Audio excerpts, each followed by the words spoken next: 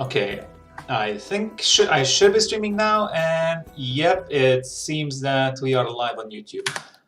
I was supposed to say hello. No, I don't fucking care. All right. Hello.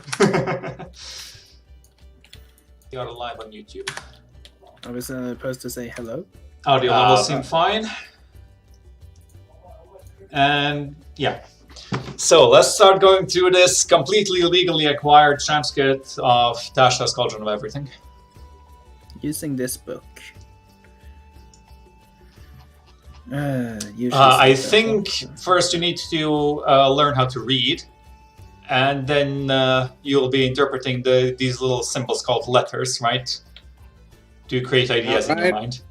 Oh, why didn't you say so? I learned to read in Japanese. Oh, crap. back to square one. Yeah, never mind. Let's stop the stream. We'll be back tomorrow. Nah. Okay, so it's all optional, I guess. Yeah. Just like sticking a broom handle in your ass, but doesn't mean I wouldn't really like to do it. Yep. Standard Forest is also all optional. Yeah, but Xanthus actually has some completely necessary rules. I'd like to see them release one of these rule books and say, no, none of this is optional, this is all mandatory. I know. Checking. No, that would be absolutely terrible. I will be checking, yes. Just the Adventures League shows up at your door. Excuse me, sir, we have received word that you're playing D&D, and we would just like to make sure that you're playing with all the latest rule sets. It's like they just create a vast network of snitches, and like, anybody you're playing with could be like, the snitch, and just call up wizards, and then it's like, Stalin's purges all over again. Yeah, it's also a sudden the increase of people wanting to play D&D mysteriously enough. Aggressively asking. And then see what rules you want to play with. So, which rule set will you be using today? The core one. A bit louder, I could not hear you. Say it to my chest. Say it, could you just, Could you please say it into this microphone? Yeah. I like to record everything for posterity. It's just, the way I am. Reads your rules. I'd like to read this with my beard, please.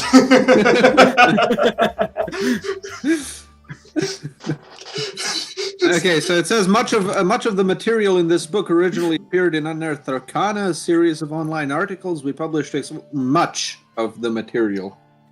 So no, not all. Yeah, apparently not all. Probably not the puzzles, and I don't think I've heard of the sidekicks thing before.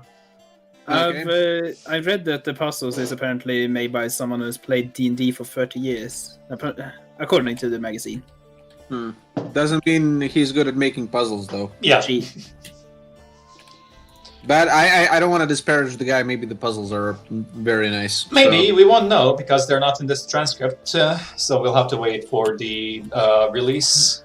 Okay, so there's a quick rundown of the rules, I guess. And my dear, sweet, lucky reader, you know me. You've heard of my exploits. You've spread my titles. Spread my titles? What? Natasha the Dark, Hura of Ket, Baba Yaga's daughter, witch par excellence, and if you're not trying to impress, just plain Tasha. For longer than I care to confess, I've sought out mysteries and wonders that beggar description. Well, wonders that beggar the descriptions of those not raised in an immortal's dancing hut, as I was. Within this tone, yada yada yada. Okay. I don't care what Tasha has to say. She's kind of creepy, honestly. Yeah, that's honestly less important. We missed rule 10. Have fun. Don't fucking tell me what to do. Yeah. Fuck you. Maybe I have a terrible time. Yeah, we're going for... what is the... Yeah, why does the game have to be fun, though? Couldn't it be some other experience? Yeah, like don't some journalists say that we need to stop expecting games to be fun? Yeah, it's fair. It could make some art games. Why can't I have an artsy Dungeons and Dragons game Artsy where my bullshit players Dungeons are having absolutely miserable time for the sake of it? No, yeah, you're just held in a dungeon and a weird slimy guy reads you poetry. And that's just all of it. Like, you have to sit there for like 6 hours and listen to very bad poetry. Oh, his poetry. I thought it was something like the teacher has gathered all your notes that you passed around, and now he is, yeah, I'm the dungeon master here, and we're going to be reading this person's private notes. Okay. Dungeons and data analysis. Just sit there interpreting data. That actually does sound a lot like our campaign right now. Yeah. At least we get to kill shit, though, in between the data analysis. Yeah. Despite the data analysis. So the first section is character options. Yeah. So, customizing your origin. At first level, you choose various aspects of your character, including ability scores, race, class, and backgrounds. Yes, we all know this. And basically, together these elements help paint a picture of your character's origin and give you the ability to create many different types of characters. In backstory only. Yeah, not so much in gameplay terms. Yeah. Despite that versatility, quote-unquote, typical character race in D&D includes little or no choice. Yep, there we go. A lack of that can make it difficult to realize certain character concepts. The following subsections address that lack by adding choice to your character's race, allowing you to customize ability scores, languages, and certain proficiencies to fit the origin you have in mind for your character. Character race in the game represents your character's fantasy species combined with certain cultural assumptions. The following options step outside those assumptions to pave the way for truly unique characters.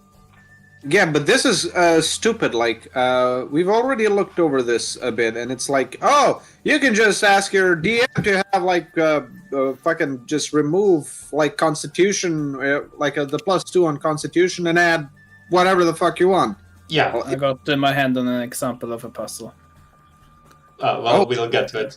But yeah, basically that's it. If you have, for example, +2 Constitution and +2 Strength because you're a mountain dwarf, but you want to play a wizard mountain dwarf, well, just put those in Intelligence, for example, and Wisdom or whatever. So what the fuck's the point of playing a mountain dwarf then? Yeah, I really hate this. For multiple reasons. One is the reason they actually wanted to do it, or claimed they wanted to do it, who knows. The second one is it kind of makes humans a bit pointless. Yeah? Because humans are the ones who are supposed to be able to fit any role. And this way, first off, you can make some characters probably stronger than you should be able to. And yeah, second, so you can. What do halflings get? Halflings get. Let me see, real quick. So characters, races, halflings. I believe they get dexterity and 2 dexterity and +1 in a stat depending on the subrace. Charisma, Constitution, or Wisdom. Charisma, Constitution, Wisdom. Yeah. So, let's see here. So and this also kind of eliminates the point of the sub-races, because Lightfoot Halflings get Charisma +1, and they also get naturally stealthy. Yeah. But now you can just play Lightfoot Halfling who has + in Constitution and still the naturally stealthy. Where are we reading this? I'm reading the... we're reading how these ability score, whatever bobs work, and comparing it to the actual core rules of the halflings, specifically in this case. Which page is that? It's after the image character, chapter 1 character options in the ability score increases. I mean, can you? I guess in that case, like you can even replace the. For example, for Lightfoot Halflings, I guess you can even replace the Charisma score. Because why the fuck not? Yeah, that's what I'm saying. Like, you can even replace the Charisma score and just combine. So I can just pick up Naturally Stealthy, and I don't know, play a fucking mage, add 2 to intelligence and 1 to dexterity. I don't care. For example, yeah. So, I know it kind of eliminates some of the challenge of building characters as well. Well, it just comes down to like which features do you like? Yeah, And then we'll come up with fucking Tasha's Cauldron of even more something, and then like you can just pick whatever features. Fuck it, just make your own races. Are there other features than the Sentinel? Point is, yeah, I won't be using this. I just hate that you can just pick and choose anything. There's no. I mean, there's the much thing less is, like, thought you involved. could already do this. Like any DM, like Yeah, that's the thing. That this is. It just It seems like some that this random book homebrew is rule. reminding people that they can. Yeah, but you don't need a book for that. You can just tweet it out. it's kind of like Well, not everyone reads tweets. Not everyone uses Google. They just sitting there in the game. Yeah, in store their and log read cabin books. in the middle of nowhere. I was thinking game stores where we have the books right here. Why do we need Google? But because it's faster, for one. Yeah, I just don't think this would need to be even mentioned in a book. Like, they should... Xanathar's Guide was a good book, because that's a whole big-ass rule collection. This just... yeah. And then this is just the beginning of it, even. So you can just switch around the ability scores however you choose. Languages, don't care. I mean, that's even more in the region of... well, yeah, just take the one that fits. And that's also going to be dependent on game to game, right? yep. Depends on the DM's setting, for example. And like, if you create a backstory that you were like, you were a halfling, right? But you were orphaned as a child and picked up by some human foreigners who don't speak halfling, and you were raised by them in their country, you're not gonna be speaking halfling. Or whatever, something like that. So, yeah, just skip this bit, it's retarded. And then you can change some proficiencies, and it's not as bad as I was expecting it to, because you can't switch out the proficiency for armor, which would be really broken. Yeah. So it's not as bad as I thought it was, but let's see what you can switch out. Any skill for any other skill. Armor for any simple, for any weapon or tool. Any simple weapon for any other simple weapon or tool. Any martial weapon for any weapon or tool. And any tool for any simple tool or weapon or tool. Okay. Yeah. Oh, it's helped rogues mostly, I see. It does help rogues a lot, I guess. Yeah.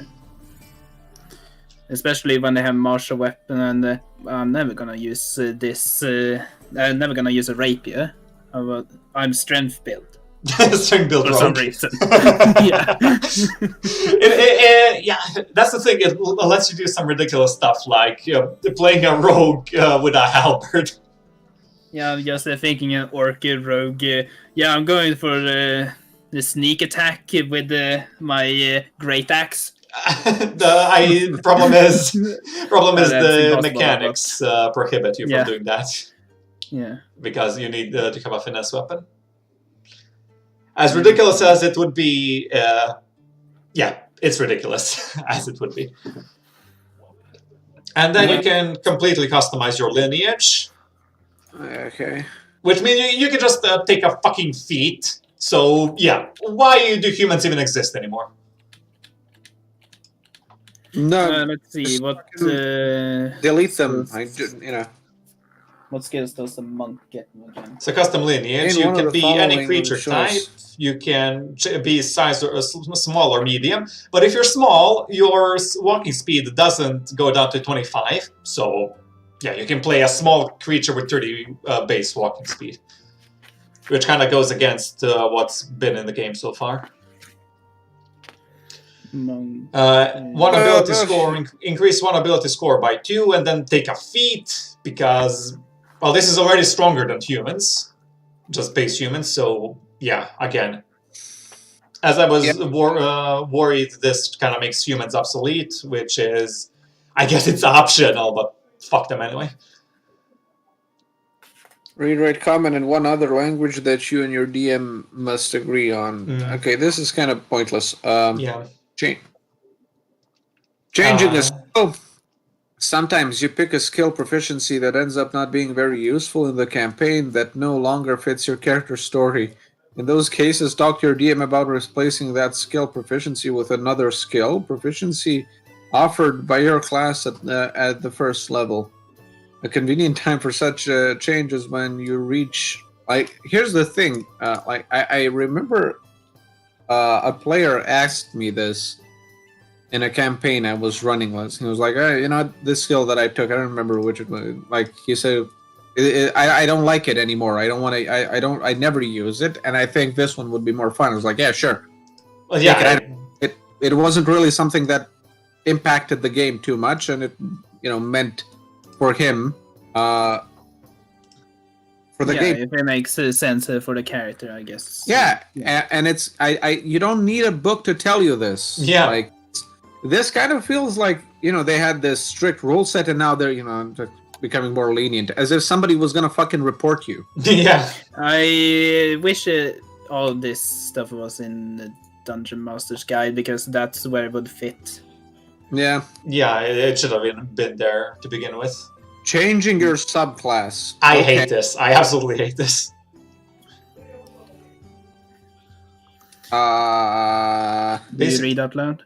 Well, you haven't read anything yet, so why don't you? It's like it isn't really. It's literally what it means. Each character class involves the choice of a subclass at the first, second, or third level. A subclass represents an area of specialization and offers different class features as you level up. With your DM's approval, you can change your subclass when you would normally gain a new subclass feature. If you decide to make this change, choose another subclass that belongs to your class and replace all your old subclass features with the new feature, with the features of the new subclass that are for your new level and lower. Okay. Yeah, so you basically just switch your subclass.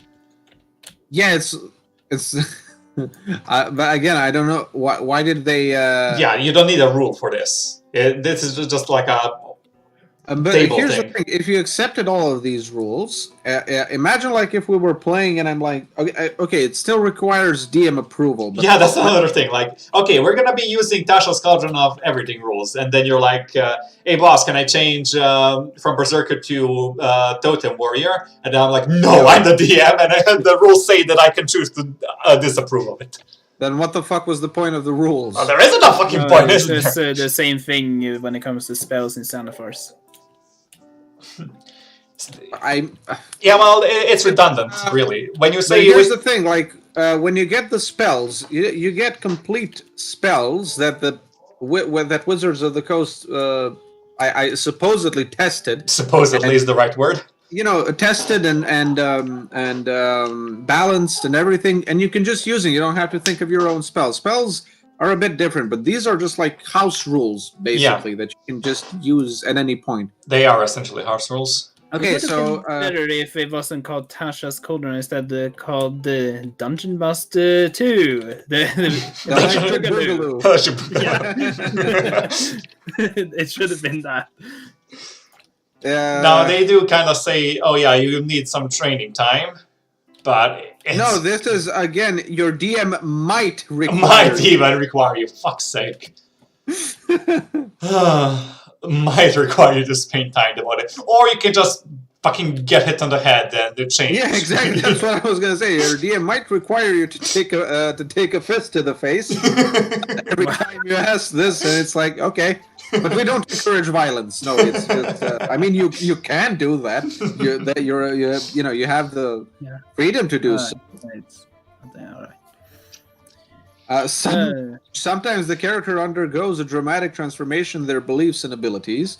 When a character experiences a profound self-realization or faces an entity or a place of overwhelming power, beauty, or terror, the DM might allow an immediate subclass change. Here are a few examples. An oath of devotion, paladin failed to stop a demonic horde from ravaging her homeland. After spending a night in sorrowful prayer, she rises next morning with the features of an oath of vengeance, ready to hunt down the horde. Okay. Now, that one makes sense, but that should have been in the fucking core books. And also, like, if you're going like Oathbreaker, okay, that's another subclass change that makes sense, for Paladins especially. But if you go for Wizards, it's a bit weirder, I think. Let's see what they say. Yeah. A wizard lies down for a nap beneath an oak tree whose roots reach into the Feywild.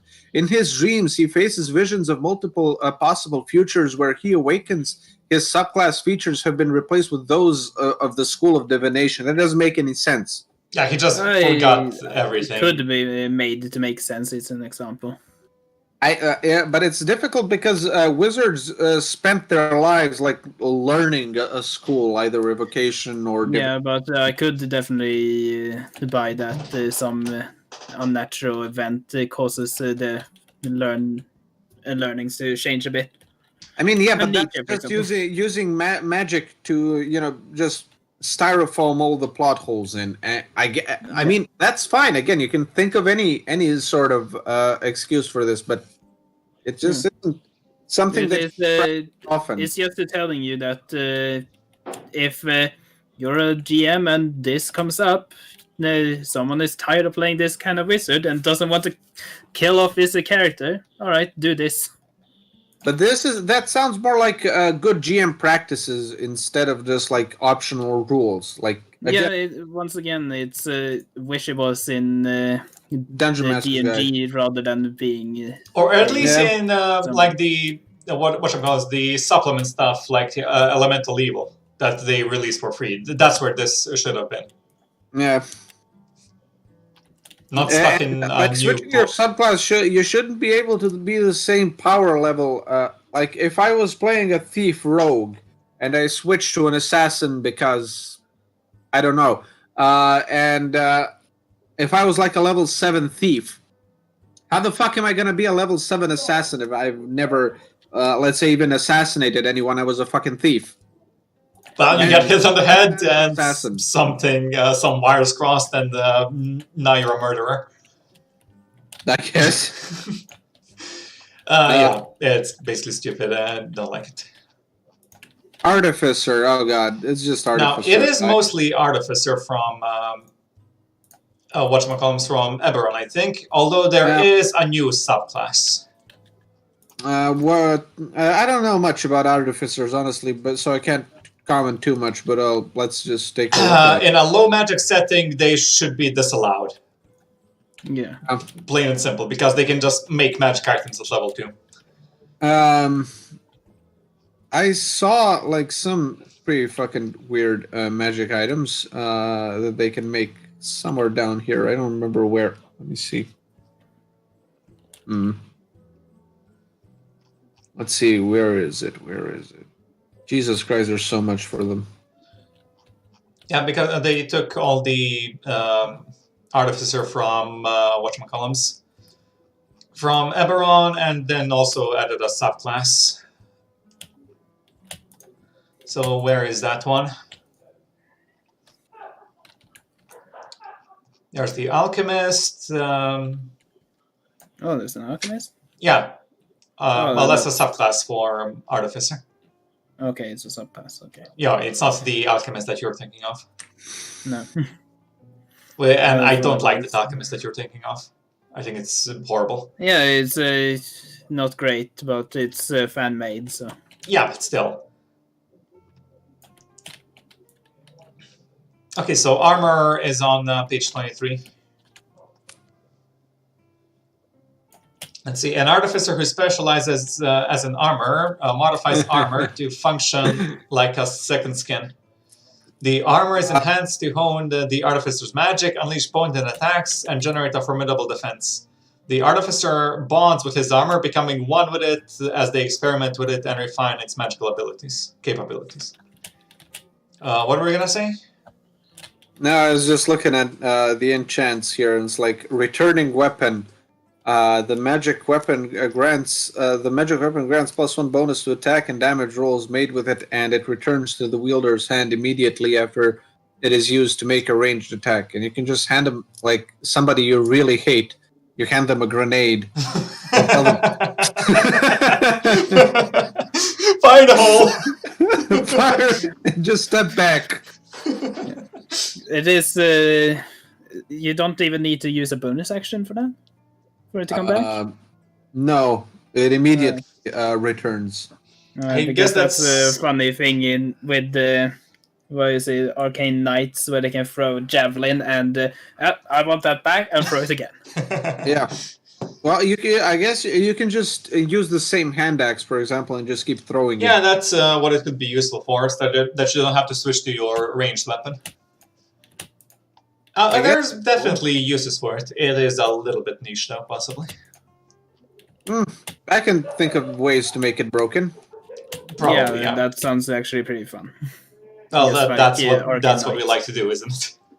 Yeah. Like I made you guys with Turban of Explosions that's supposed to be a bad magic item, and you turn it into an amazing one. Yeah. So, Armor Artificer gets proficiency with heavy armor, and there's already an Artificer that gains proficiency with medium armor.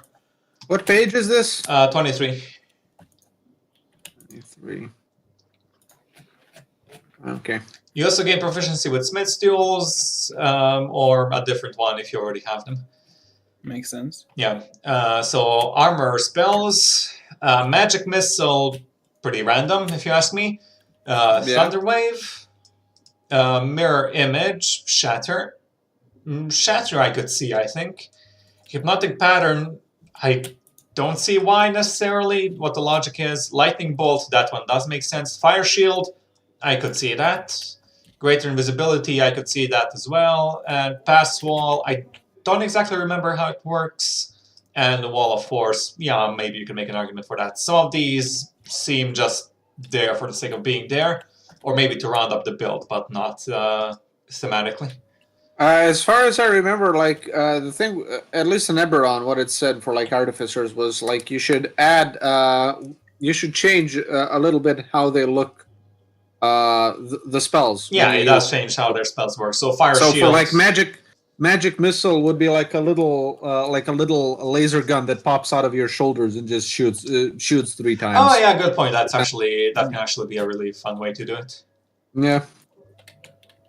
Yeah, that's kind of the draw of artificers for me, partially. Yeah, I Just- really want to play them. I'll probably play them as soon as one of my character dies. I'm sorry, I can't really let artificers in this setting. Ah, god damn it. Because, just making magic items, as I said, in a low magic setting is broken. Oh, and Fabricate isn't? It fucking is, but I didn't catch it in time, so... 7,000 gold for, like, nothing. Well, all these fucking spells that break the economy are broken, by definition. Yep, I guess. Even the magic item, like the, whatever it's called, the jug that just pours liquid out endlessly. That one's pretty bad for breaking the economy. Yeah, because it has to accept any kind of liquid, right? Not any kind. It has, Alchemist Jug, I think it's called. Yeah. Yeah, Alchemy Jug. It can create acid, basic poison, beer, honey, mayonnaise, oil, vinegar, water, both fresh and salt, and wine. Fucking mayonnaise. Mayonnaise, yeah. Why mayonnaise? I don't know why mayonnaise. Why not vodka? I just thought of a campaign, and it needs to be played. So an evil villain with the alchemist jug is trying to drown a city in mayonnaise. Yes. Or maybe an evil villain is trying to crash the tavern industry by producing endless amounts of wine and beer. Wine and beer, yeah, that's the most useful ones. I would do it like... acid and basic poison is... Go to a sewer and just let out the alchemist jug and leave it like hanging upside down with mayonnaise, and then just flood the system with mayonnaise and drown the world in mayonnaise. Well, it can only produce 2 gallons Here's of the thing: mayonnaise at a time. slowly but surely, you will doom the world because it makes an infinite amount of mayonnaise. 2 gallons at a Wouldn't it make time. more sense to put it somewhere high, like a water tower? Yeah, that's true. Put it like on the top of a really large mountain and just leave it there for 10,000 years. 10,000 years, yeah, a lot, but eventually the world will drown in mayonnaise. Yeah, you die 70 years later just laughing to yourself, thinking about the mayonnaise on your deathbed. I guess you would also want to achieve lichdom so that you can actually get to see it. Yeah, not because you really want to live forever. You just want to see the world drown, specifically in mayonnaise. Yeah, but I'm just imagining the big evil bad guy who is about to achieve immortality. He is stopped by laughs because the mayonnaise hasn't been stopped yet. Can't stop laughing because he's about to destroy the world in mayonnaise. Yeah. And the legendary hero Fatsoculus just eats up all the mayonnaise. Okay, arcane armor is what they get at level Your 3. metallurgical pursuits have led you to making armor as a conduit for your magic. As an action, you can turn a suit of armor you are wearing into an arcane armor, provided you have a smith's tools in hand. You gain the following benefits while wearing your armor. If the armor normally has a strength requirement, the arcane armor lacks this requirement for you. Okay. It's because if you're too weak for your armor, it's going to reduce your movement speed. Okay. So this means that you don't have to invest in strength to play armor. You can use use the arcane armor as a spellcasting focus for your artificer spells. Oh goody. The armor attaches to you and can't be removed against your will, which often comes up. It also expands to cover your entire body, although you can retract or deploy the helmet as a bonus action, so Iron Man. Yeah, the armor basically. Any missing a limb functioning identically to a limb it replaces. So you can technically be just a head. Yeah, you can be just a head in a suit of armor. That sounds like a cool character concept. You can doff or don the armor as an action. Oof. Okay. Yeah, but you don't need to be just the head. You can also remove your eyes with that thing in Xenophors. Oh yeah, there's the magic item that replaces your eyes. When was Although the it's last gonna eat time up. anybody doffed their armor?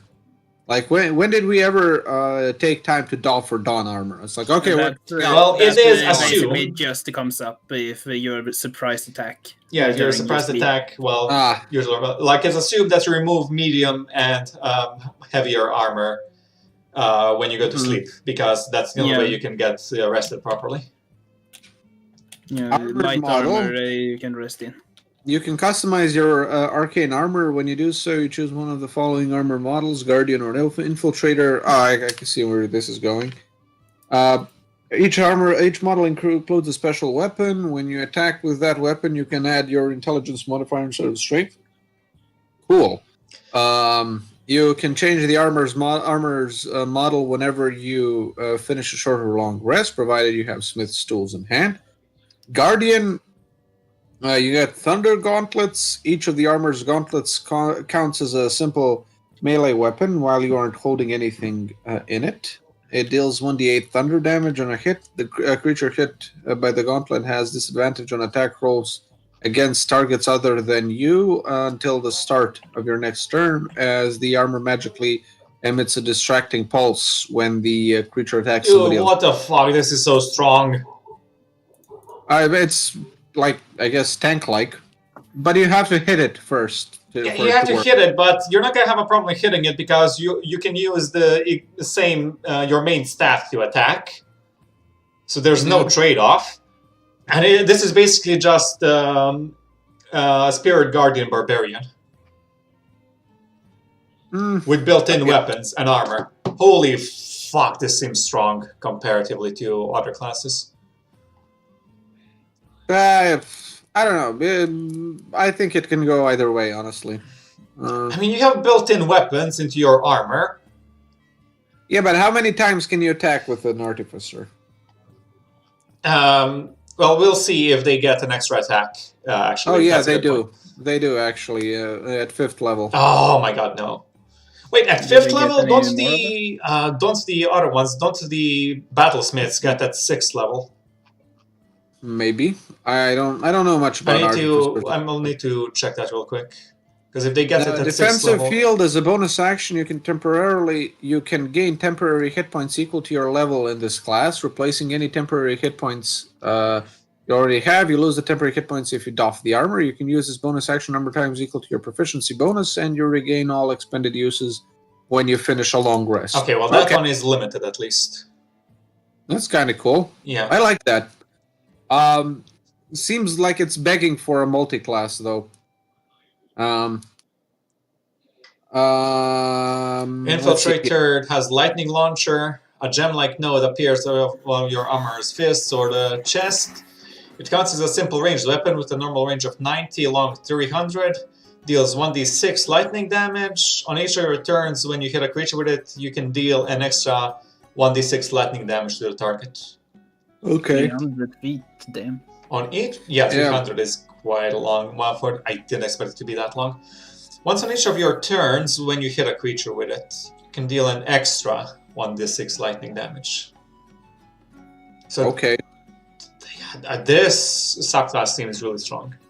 So that's 1d6, and the first time and the every other time is 2d6? Once on each of your turn. No, it's straight up 2d6 Wait, on your first it attack. counts as a simple weapon. Okay. Let me see. But it doesn't add any bonuses, I guess. So Oh yeah, if it doesn't add the does it say that you add normally? Okay, that balances it out a bit if you don't add your bonuses normally. Let's see. when you attack, oh no, this is with the weapon. No. Each model includes a special weapon. And when you attack, you can add your intelligence modifier instead of strength to the attack and damage rolls. So you do it. This seems brokenly strong to me, honestly. At first glance. And actually, now that I think about it, this is 1d6 plus your ability score. Plus, it isn't actually 2d6 plus ability score. If I'm reading this right, it's 2d6 plus 2 times your ability score because you attack with it twice, right? No, you deal extra damage. You attack twice with your extra attack. Yeah. But the extra damage isn't another attack. When you deal the extra 1d6 damage, it's just flat 1d6. Yeah. Okay, so it's 2d6 plus... it's basically 2d6 for one attack and 1d6 for every other attack on your turn. Okay. But you add your ability score. Yeah, it seems so. And dampening field, you have an advantage on dexterity stealth checks if the armor normally imposes. I knew this was going to come up. Disadvantage on such checks, the advantage and disadvantage cancel each other as normal. I think this subclass is broken. I think it's straight up broken. I don't know. These are some really strong abilities.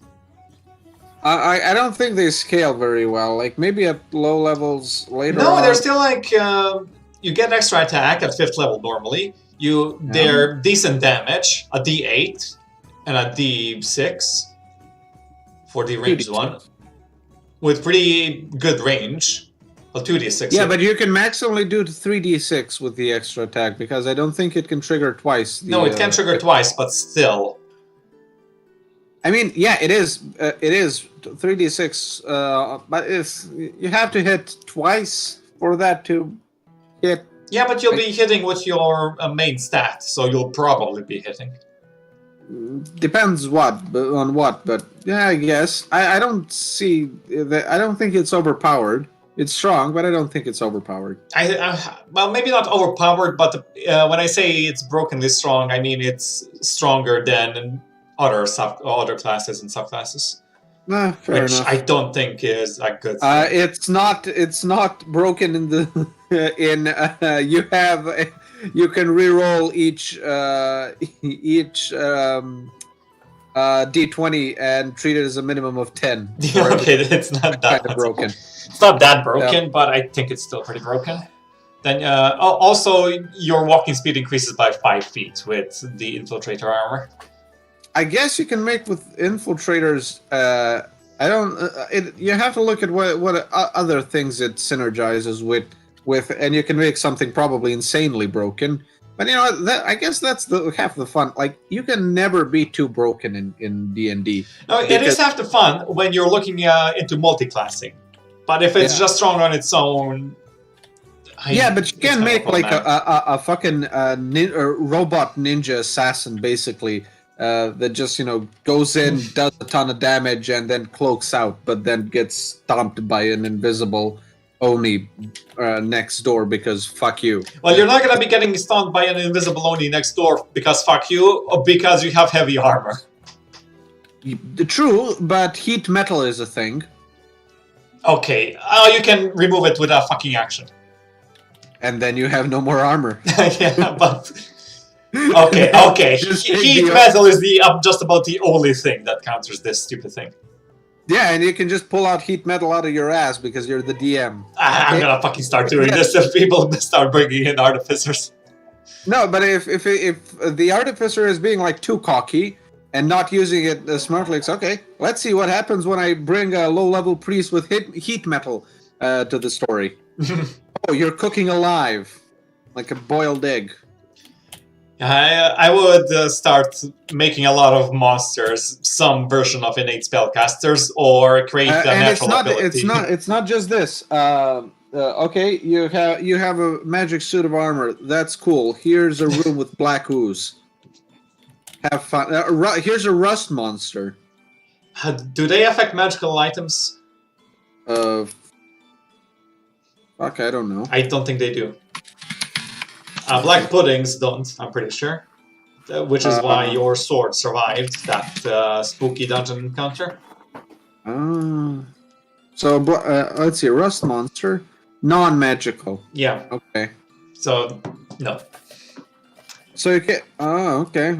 Wait, and this armor is treated as magical, right? Well, it is a magic item, yeah. Damn.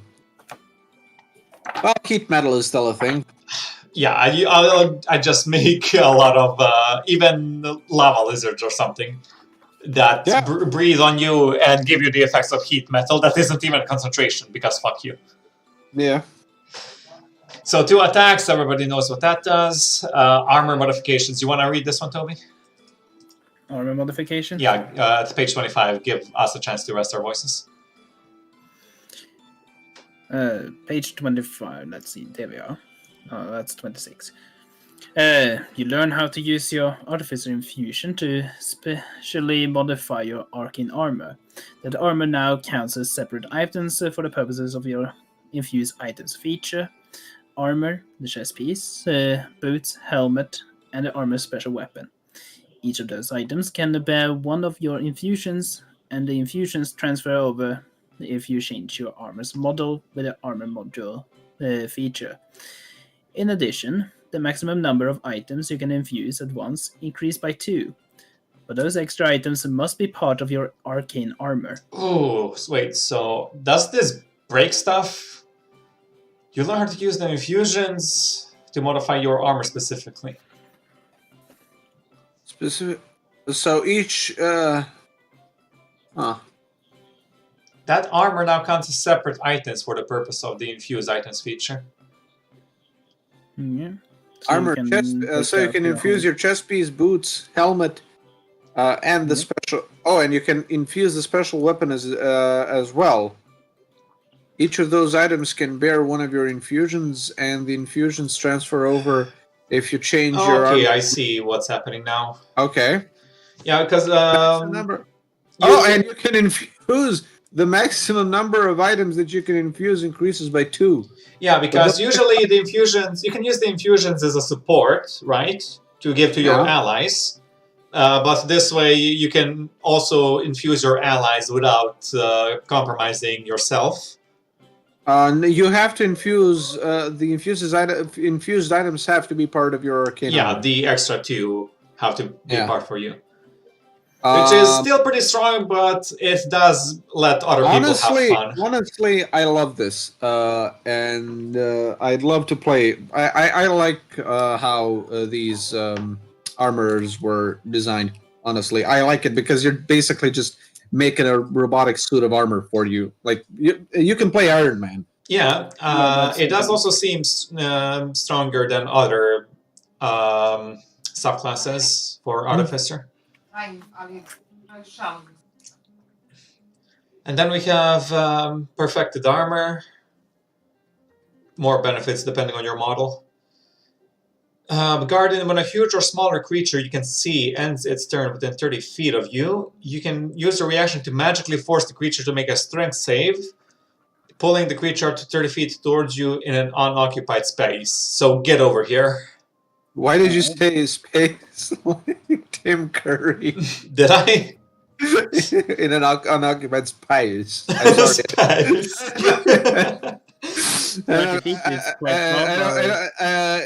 don't mean to like make fun of it. It's just reminded me like of that, from Command and Conquer and Tim Curry.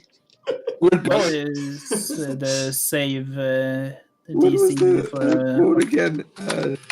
It's gonna be your intelligence plus your proficiency and base 8, of course. And like this is from which level could you do this? 15th. All right, so you're going to be around 8. Strength save 18. No, it doesn't seem unreasonable. So you're probably gonna have intelligence 5 by this point, so 13. Yeah. And at 15th level, what's the proficiency? 5? I can't remember, 4 or 5. Why didn't it link? Well, it does say in my XP sheet, so I'll just open that real quick. 15th level is 5, yeah. Yeah, so we're gonna have your arcane armor gains additional benefits based on the model as shown before. Guardian, when a huge or small creature you can see ends a certain thing, you can get over here. That doesn't sound unreasonable at all, considering warlocks can do something similar at level 2. But they can only pull you 10 without feet. the save. 10 feet. 10 feet without the save, but they do have to hit. I don't know. Like whatever is on level 15, it doesn't matter. It can be. Yeah, probably because that's pretty high. Yeah, it doesn't seem overpowered at all. Number of times equal to your proficiency bonus, which is going to be 5 and then 6 later. And Infiltrator gets Guiding Bolt for some reason. Straight up Guiding Bolt. Yeah. Any creature that takes lightning damage from your lightning launcher glimmers with magical light until the start of your next turn. The glimmering creature sheds a dim light in 5-foot radius, and it has disadvantage on. It has a disadvantage on attack rolls against you, as the light jolts it if it attacks you. In addition, the next attack roll against it has advantage, and if that attack hits, the target takes a modified, like an improved guiding bolt. Yeah, and that you can also hit multiple creatures with. Yep. So it's I don't know. I'm liking the armor a lot, honestly. It's cool, definitely. I'm just worried that it's too strong compared to other stuff. Yeah, but then you just can have. That's where the so-called balance in D&D comes from the classes being relatively on the same level, just filling different roles. And I don't think Wizards have ever been good at balance. Artillerist was already there. Yeah, right? that was already there. You basically have a little robot cannon. Let's skip over the rest of Artificer because there's a lot. Like there's a lot on our Artificers here. I was gonna skip anyway because this was already existing in Eberron. And I really want to talk about the Path of the Beast. There's no picture of it now. Of course, our resident fucking. Okay, so Path of the Beast barbarians are like, I get the idea, but I don't get the execution of it, honestly. Okay, so apparently you get page 36. For sure, you can get primal knowledge, and you gain another proficiency at 3rd and 10th level. Okay. Homunculus servant. All right, I like artificer. But that's my next character. Again, not in this campaign. It's not. Instinctive. I will have my own. Yeah, and I'm not gonna be a wizard this time, nor a ranger, nor a druid. It's an artificial robotic owl. So That's a weird instinctive picture. pounce as a part of your bonus action you take to enter your rage, you can move up to half your speed. That picture can't be official, can it? I think it might be actually. But it's cropped from something else. It is definitely cropped. Although You can even see a piece of a title. Yeah, you can. But I do know that the pictures in this transcript are straight up fucking from the book because I've seen the actual book. I've compared it. Anyway, Yeah. Path of the Barbarian, you're like some fucking crazy dude who was maybe a child of a werewolf or descended from a druid or some spirit-gifted asshole who is half furry, I guess, and doesn't matter. You can turn into a beast and you get natural weapons, and this is the fun part. So you can grow natural weapons on top of the shit you already have. Like you can still have a battle axe, nobody's stopping you, but you can grow each time you rage. You can manifest a different kind of natural weapon. You can get a bite. The bite deals 1d8 piercing damage on a hit. Okay. And you get healed. If you have less than half of your hit points, you get healed for the damage you do. Your proficiency. You regain a number of hit points equal to your proficiency bonus, provided you have less than. So you get a bit of sustain, I guess. Yeah. Claws, you get to attack with 1d6 slashing damage on a hit. So the thing with claws is that you can attack twice with them without using an action or a bonus action. So it's just a regular attack with one attack with it is to attack twice. Yeah, And but only once per turn, though. Not sure if you get like the bonus like damage you'd get from. Yeah, you do, because you add your strength modifier to the attack and damage rolls when you attack. Okay, so you do 2d6 plus, let's say if you have 5, 2d6 plus 10 damage on the first attack, and on the second attack you do 2d6 plus 10 again. So no, once per turn. You only once on each of your turns. Oh, once per turn. Okay, Yeah. So It's still stronger than a greatsword. yeah. Well, then it's 3d6 plus 15. Yeah. And And then plus your rage, of course, because you have to rage to use this. So plus another and the 6. best part is tail. You grow a lashing, tiny, spiny tail, which deals 1d8 piercing damage. Okay, if a creature you can see within 10 feet of you hits you with an attack roll, you can use your reaction to swipe your tail and roll a d8, applying the bonus to your AC, equal to the number you rolled, potentially causing the attack to miss you. You can use this every time. You can use it as a reaction. Yeah. Yeah, so that's once per round. Once per round, it is a massive boost to your AC against that attack. It could be very. It wouldn't do much if you were surrounded, since alright, one attack missed, now the rest comes. Yeah, realistically, which is what I'm trying to not to do as much, which is I'm using, which is why you fought goblins last time. Usually people only put 1 or 2 monsters against the party. Partially because they're too lazy to run 25 monsters. Yeah. Alright. But this by no means outshines, for example, battle maneuvers that does the similar thing. It does it for longer, doesn't it? What about The battle maneuver Bards? is for as long as you run, and this is once as a reaction. When you get hit, yeah. But as long as you run, it's just so you can possibly tank a couple of attacks of opportunity.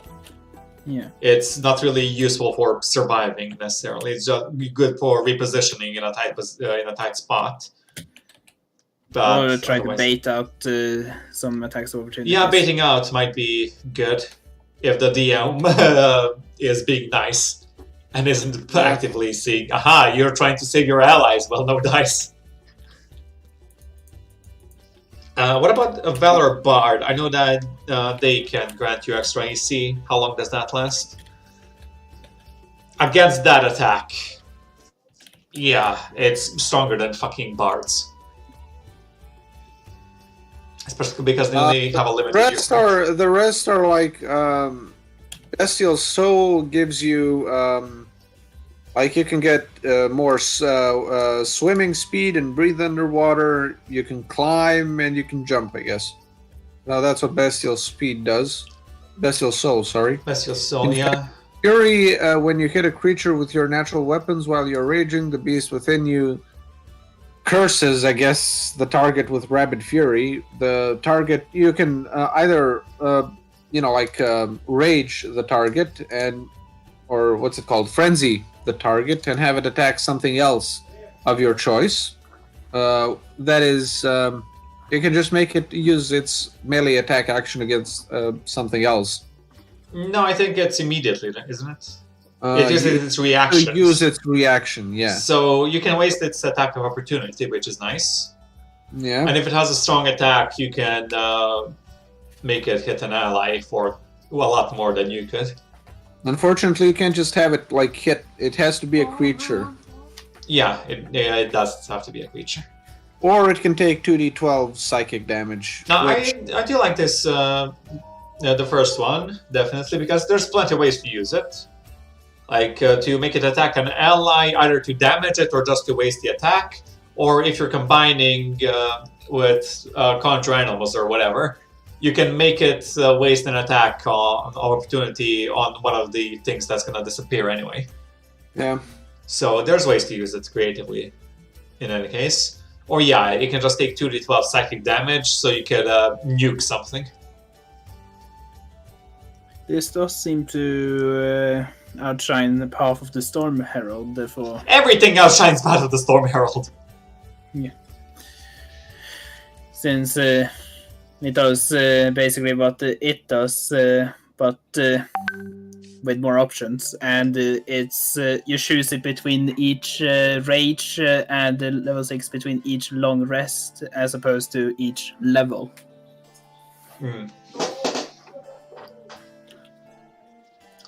Yeah, but as I'm saying in the whatchamacallums, in the video that I'm making, pretty much everything outshines the Storm Herald. It is straight up the worst barbarian subclass in gameplay terms. The most powerful that you can use. So, Call of the Hunt, I don't remember reading this one before.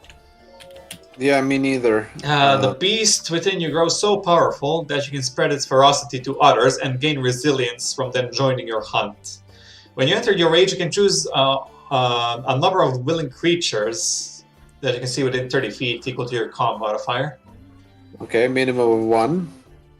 You gain 5 temporary hit points for each creature that accepts this feature until the rage ends. The chosen creature can use the following benefit once on each of the turns. When the creature hits the target with an attack roll and deals damage, the creature can roll a d6 and gain a bonus to the damage equal to the number rolled. So what, just an extra an extra d6, which they could have just said the creature deals an extra 1d6 with that attack. This is a very roundabout way of saying it. Yeah. The creature can roll a d6 and gain a bonus to the damage equal to the number rolled. Okay. Maybe, does this mean that the critical damage doesn't boost that d6? Probably. Because that's the only reason I could think of for writing it like this. But this is a level 14 feature, and it's like, oh, thanks, I got an extra d6 damage. Yeah, it doesn't say the damage type. Other features specify that it's the same as the normal attack. Okay, so you're saying that, yes, this isn't improved by critical hits, right? That is not what I'm saying. What I'm saying is that it doesn't specify what damage type the D6 is. Well, it's gonna have to be the same as the... It's a D6 extra damage of the unspecified damage type. Oh, that's just a mistake on their part, which doesn't surprise me fucking all. Because other places it usually says either it's force damage or it's of the same type as the attack normally is. Yeah. Yeah, so they're just being stupid, big surprise. And And we're still not entirely sure if it gets boosted by a crit or not. From I can see attack and roll. I'll look up if it's boosted by... Well, a critical boosts all the dice, and you are technically rolling a dice, but it's not phrased in terms of rolling a dice, like it usually is. So let's see here.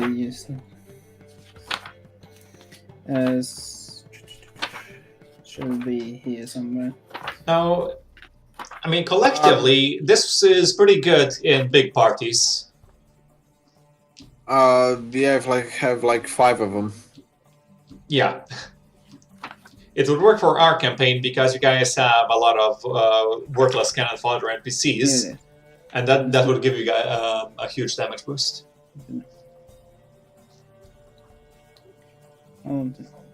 I think it can also be combined with stuff like conjure creatures to give you a huge damage boost. And of course, you You guys get. want a to lot look of at the? hit You points guys want to bonus. look at the spells? Yeah, we'll get to the spells. Number of times equal to your proficiency bonus, which is pretty high at level 14. Path of Wild Magic. Yeah, it would wasn't too be interesting. added to the crit. This one, this D6 from SE. As a Path of Wild Magic is pretty simple, really. You get basically Detect Magic built in at level 3. And also, when you enter your Rage, you roll on the Wild Magic table. There's a bunch of stuff. Doesn't actually. Alright, warlocks can do the same. Referring to what? The Detect Magic? Yeah. Yeah, with the invocation. This one just has it kind of built in. So the Wild Magic table is when you enter Rage, you cause creatures within 30 feet of you of your choice to take a d12 necrotic damage if they fail a save. And you will gain 1d12 plus barbarian level temp hit points. The second one is basically Misty Step while you're raging. That can make you incredibly mobile. Yeah, if you get it. If you get it. But later you'll kind of even be able to choose. Intangible Spirit, you just kind of create a small explosion. Explode, yeah, just each creature within 5 feet. Oh yeah, this have to be an unoccupied space. Appears within 5 feet of one creature of your choice that you can see within 30 feet. It doesn't say that it has to be an unoccupied space. Well, considering it's a spirit, most it's also creatures tiny. it would be so small that it could be on the same. Yeah. It explodes, and each creature within 5 feet of it must make a dex save or take 1d6 force damage. It's kind of small, but Dex. yeah. So that means that for some it will be halved. No, they. Oh shit! On a dex save, it's just on a successful save, it just doesn't do damage. Yeah, alright. So it doesn't do damage at all here. Yeah, it must succeed a save or take d6 force damage. Bolt of Light at 4 shoots on your chest. Constitution save 1d6 radiant and be blinded, and you can trigger it on each of your turns. Just a bunch of different bonuses, but they will fall off quickly. A lot of them will fall off quickly as you level. The pixie one, definitely. The exploding pixies are kind of shitty. Yeah, they're really bad. Want to call protected allies, you gain a +1 bonus to AC, and while within 10 feet, allies gain the same bonus. Within 10 feet. Which one are you reading? The I am 6? reading number 6. +1 to AC, and allies within 10 feet of you gain the same bonus. It's not necessarily bad. Yeah, that's nice. Yeah, it can be nice. Does it basically work? any level. Does Does it work while they're within 10? Oh yeah, while within 10 feet of you. Okay, it's basically like an aura. The 5-1 is creatures that hit you take 1d6 force damage, which does kind of fall off technically, but it's okay to have at least. Difficult terrain for your enemies 15 feet within 15 feet of you is kind of cool. Yeah, that's pretty nice. And magic infused. This one is ridiculous. I talked about this one with Zed. Basically, magic infused is one weapon of your choice that you are holding. Until your range ends, the weapon's damage type changes to force, and it gains the light and thrown properties with 2060. If the weapon leaves your hand, the weapon reappears in your hand at the end of the current turn. Alright, and how long does these magical effects last? As long as your rage lasts. With the exception of one. One is activated. And to my understanding, they're random, aren't they? Yes, they're random, but as you'll get some choice as you level. We'll skim over that real quick. At what level do you get good choice on it? At level 14, actually. 14, alright. Yeah, you roll. In that case, it's not overpowered at all. Yeah, you roll twice, and you can pick. But if you get the same number on both dice, you can choose whichever one. Alright, but at that level, alright. Who cares that you can do this magic weapon thing? Yeah, what you can do, which is kind of silly with this magic weapon thing, is you can use a great axe normally, right? And then you get you roll this one when you rage. Your great axe is now light and thrown. Yeah. You get a D12 light weapon that is also thrown. Yeah, I'm just imagining because it's light that you dual wield. Yes, exactly. You dual wield, for example, a hand axe and the other one. Else. Yeah, so you have a 1d12 plus 1d6 damage, which is pretty damn cool. Yeah, I do like this one. This subclass seems to be brilliant. It can be fun, definitely. The 8 one is the coolest one, definitely. The 7 is also pretty cool. And there's some nice bonuses here or there. The pixies are kind of shit, I think. Yeah, but the fact that they are shit actually balances out. Yeah, I can see that. Yeah. Had they all been on the 8th level, then it would have just been, alright, why in the world do you need shoes? Yeah, but as Ed said, what is classified as a weapon? Because what if you grab a Tarask and turn it into a light weapon? I technically could, like, I don't know, use the Tarask as... One weapon of the choice that you're holding. Think of something. The rage ends. Doesn't say that you have to be proficient with it. Huh. No, it doesn't say that either. But that's mostly because barbarians are proficient in all weapons, I think. Yeah, but I'm just thinking, I'll take up this... I don't know, let's see. I'll take up a fence, and now it's light, and I'm gonna throw... Oh, this light post is my weapon now. Yeah, that's kind of funny. Yeah. Watch out, there comes the light post. Your castle is now my weapon. Fuck you, evil king. Yeah, as long as you manage to lift it up and swing it about.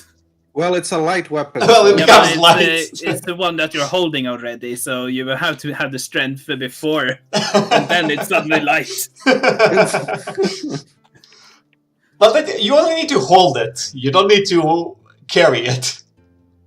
Yeah, but as long as you're holding it, and in such a manner it can be used as a weapon. Oh fuck! You know how I would have used this? You know how I would have used this by having my battle master buddy disarm an ogre. Yeah. And then you pick up his huge ass club. You turn it into a light weapon, yes, and you hit with like two d12s or something. Yeah, that is one of the. But it's random when you rage, so you. And you're not gonna hope. Yeah, so you have him disarm, and then I'll go and pick it up calmly, and then rage. Just gonna throw this weapon away. It's no good. Anyway, that's basically wild magic. Could be fun to play, I guess. It's not overpowered, I don't think. And if you get creative, maybe it can be really fun. Yeah, the very fact that you already have to be holding as you rage is what makes limiting how ridiculous you can make it. Yeah. Because you probably want to rage early. I don't think they actually thought about all of this. This is us just being creative. Yeah. What do we have for Bard? I really want to rage that as you play Barbarian, but I have to wait because I might get a... Yeah, I might get something broken. This could be fun. This is brilliant. I wouldn't say brilliant, but it can be fun. What do we have for Bard? Now, it has the optional class features, which are probably getting thrown out. Well, I can just, when I think about it, this would go very well with that idea I had of cost of armor, fighter barbarian idea. So you just a fighter in full heavy armor, and then, ooh, a nice weapon here. All right, I'll risk it for a biscuit. Throw off your armor, take it up, rage, and see.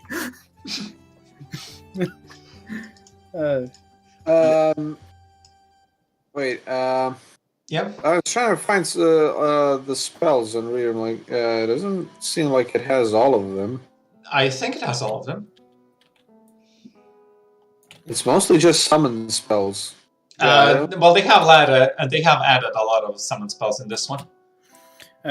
Which ones are you talking about?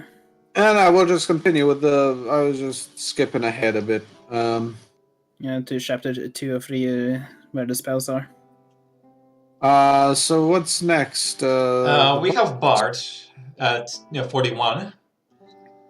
So you have the expanded spell list that lets you choose these ones as well. I haven't really thought about how much this might break a game. It did say in the first page that the ones with the asterisks are the ones that are in this part here. Yeah. If it doesn't have an asterisk, it's in the player's handbook. Yeah. Color spray command for bards. I can see them having that. Enlarge, reduce, mirror image. Intellect Fortress. I am more interested to see what existing spells they added to Warlock, because Warlock's spell selection is very limited. Yeah, I'm looking forward to Warlock. It's a fun multi-class option. It definitely is. Although, just eyeballing these spells, I think they're fine for Bard to have. I have no idea what the Intellect Fortress is. It's a new one. Yeah, I can tell by the vaguely remember it from the Unearthed Arcana, but we'll see. Dream of the Blue Whale. Is that a cock joke? Wait, Dream of the Blue Whale, you say? Veil, yeah. As in V-E-I-L. Oh, Veil. Yeah, not... You're not dreaming of a blue whale. What a very specific spell. Yeah, that's if you're Ishmael's brother, Bishmael. Do you guys know what the Blue Whale challenge is? Yeah, they were all over the newspaper here for a while when they were trying to stir up moral panic. Yeah, I've not heard of that. Oh, the Blue Whale challenge is some goddamn stupidity where they you start off like somebody keeps giving you challenges every day and it lasts for like 40 days, I think. Something like that. The first challenges that you get are like stupid, simple things like, I don't know, buy an apple or something like that, and it ends with you start like burn your finger, and then like cut yourself here, and then on the 40th day it's like kill yourself. What? What?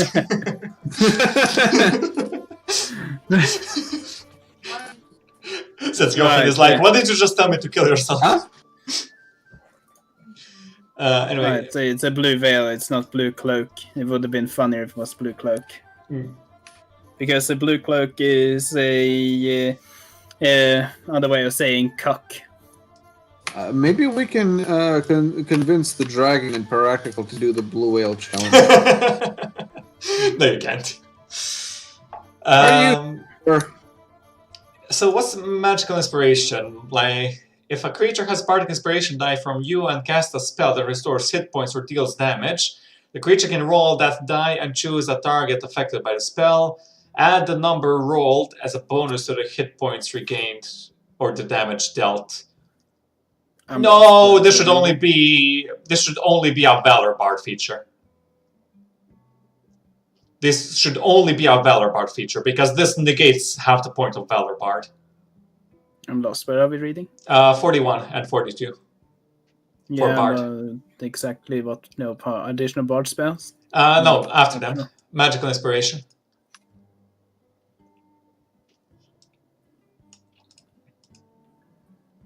So if a creature has Bardic Inspiration and casts a spell that restores hit points or deals damage, this is the contentious part for me, the creature can roll death die and choose the target affected by the spell, add the number rolled as a bonus to the hit points regained or the damage dealt. The Bardic Inspiration is then lost. The problem I have with this is because when a Valor Bard gives you Bardic Inspiration, you can use it to add to the damage. Now, I think there should only be a Valor Bard feature. Otherwise, it makes the class, which some already consider underpowered by Bard standards, to be even less viable. I don't know. I find Bards boring. I've looked at Bards a bunch, so yeah. This is the problem, I think. So if I'm going to be using this rule, I'm only giving it to Valor Bard. No, it doesn't say you can do that. That's illegal. So, you know. Optional class. I like to live dangerously. It's like the Wizards police are going to come and steal your table. I don't know. Let them It go. doesn't say you can choose, you know, that's not optional. Choosing is not optional. It's only optional then if you want to use them or not. Yeah, it's, you know. Well, fuck you. I will make their work actually worth a damn. Bardic Versatility. This is the same thing they add in everyone. Replace a skill you choose for the expertise or one with your other skill proficiencies that isn't benefiting from expertise. Replace one cantrip you learn. I don't really think I like the replacing cantrips bullshit. Maybe for sorcerers only, but that's about it. I think cantrips, you should have to stick with them. Unless, maybe you're a new player and you don't really know how they work. But then, that's the whole thing we talked about. That's up to the DM to give you leniency, not a fucking rule set. Absolutely true. Especially expertise, because expertise is something you specialize in. You shouldn't be able to just replace it on a whim. Then we have Bard colleges, the new ones. To stick with True Strike, and that's how you learn. That's how you learn that True Strike finally finds that one use. Yeah. So what's College of Creation? Yeah, you want to read for a little bit, Toby? All right. One bard's song of creation is a score to another person's nightmares, according to Tasha. Bards believe the cosmos is a work of art, the creation of the first dragons and gods. The creative work included harmonies that continue to resound through existence today, a power known as the Song of Creation. The bards of the College of Creation draw on that primeval song through dance, music, and poetry, and their teachers share this blessing. Before the sun and the moon, there was the song, and its music evoked the first dawn. Its melodies so delighted the stones and trees that some of them gained a voice of their own. And now they sing too. Learn the song, student, and you too can teach the mountains to sing and dance. Dwarves and gnomes often encourage their bards to become students of the Song of Creation. And among Dragonborn, the Song of Creation is revered. For legends portray Bahamut and Tiamat, the greatest of dragons, as two of the song's first singers. Motor Potential, third level College of Creation feature. Whenever you give a creature a bardic inspiration die, you can utter a note from the Song of Creation to create a tiny mote of potential, which orbits within 5 feet of that creature. The mode is intangible and invulnerable, and it lasts until the bardic inspiration die is lost. The mode looks like a musical note, a star, a flower, or another symbol of art or life that you choose. When the creature uses the bardic inspiration die, the mode provides an additional effect based on whether the die benefits an ability check, an attack roll, or a saving throw, as detailed below. Ability check. When the creature rolls the bardic inspiration die to add to an ability check, the creature can roll the bardic inspiration die again and choose which roll to use, as the mode pops and emits colorful, harmless sparks for a moment. I think that's fine. It's a nice little benefit. Yeah. Attack roll. Immediately after the creature rolls the bardic inspiration die to add it to an attack roll against a target, the mode thunderously shatters. The target and each creature of your choice that you can see within 5 feet of it must succeed on a Constitution saving throw against your spell save DC or take thunder damage equal to the number rolled on the bardic inspiration die. I will have to reread that. I didn't quite understand the first time. I did, but okay, go ahead. Immediately after the creature rolls the bardic inspiration die to add it to attack roll, note thunders and shatters the target. So it's not the one who rolls the die that chooses which one it attacks. So immediately after the creature rolls the bardic inspiration die and to add it to an attack roll against the target. Mm-hmm. I'll be right back. Yeah, that's fine. The mode thunders that the target and each creature of your choice. Yeah, you choose which creatures, not the target, not the user of your bardic. Yeah.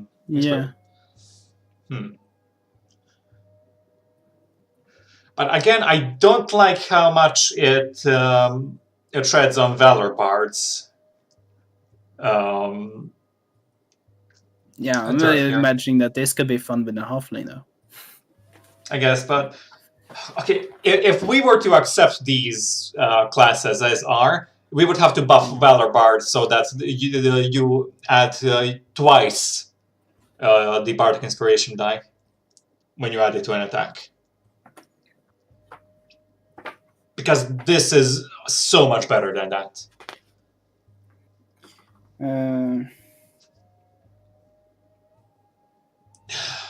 I just really hate how little attention they pay to Valor Bard. Performance. This one doesn't get any extra attack, though. Well, what do you mean? Well, it doesn't get extra attack, but at level 6, no. But it treads on the third level abilities of Valor Bard. That's my problem with it. Yeah, but it seems to be distinctive enough that both can be used. Now, admittedly, you're mostly gonna, if you're gonna use your Valor Inspiration die in combat, you're usually gonna add it to AC, because it's usually much more value than dealing a little bit of extra damage, unless you crit. But I would seriously buff Valor Bard if these are in play now. People, as I said, already consider it to be kind of weak. Anyway, what about the saving throw? Saving throw. Immediately after the creature rolls the Bardic Inspiration die and adds it to a saving throw, the mode vanishes and the sound of soft music causing the creature to gain temporary hit points equal to the number rolled on the Bardic Inspiration die plus your Charisma modifier, minimum 1 temporary hit point. It wasn't as fun as I was hoping. Bit niche in it. I was really hoping it would be, you can re-roll, because that would stack immense with the halfling, where, alright, you re-roll, and alright, you failed. The halfling gives you another one. So that would be funny. It would be, definitely.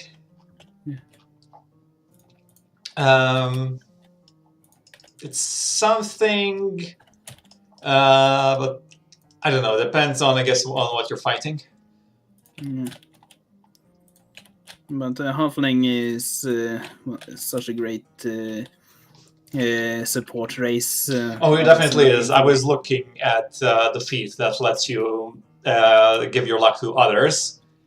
And I was thinking about making a full support build from that. Yeah. So performance of creation. Can you read this one as well, please? I need a bit more time to rest my throat. Performance of creation. As an action, you can channel the magic of the Song of Creation to create one non-magical item of your choice in an unoccupied space within 10 feet of you. The item must appear on a surface or in a liquid that can support it.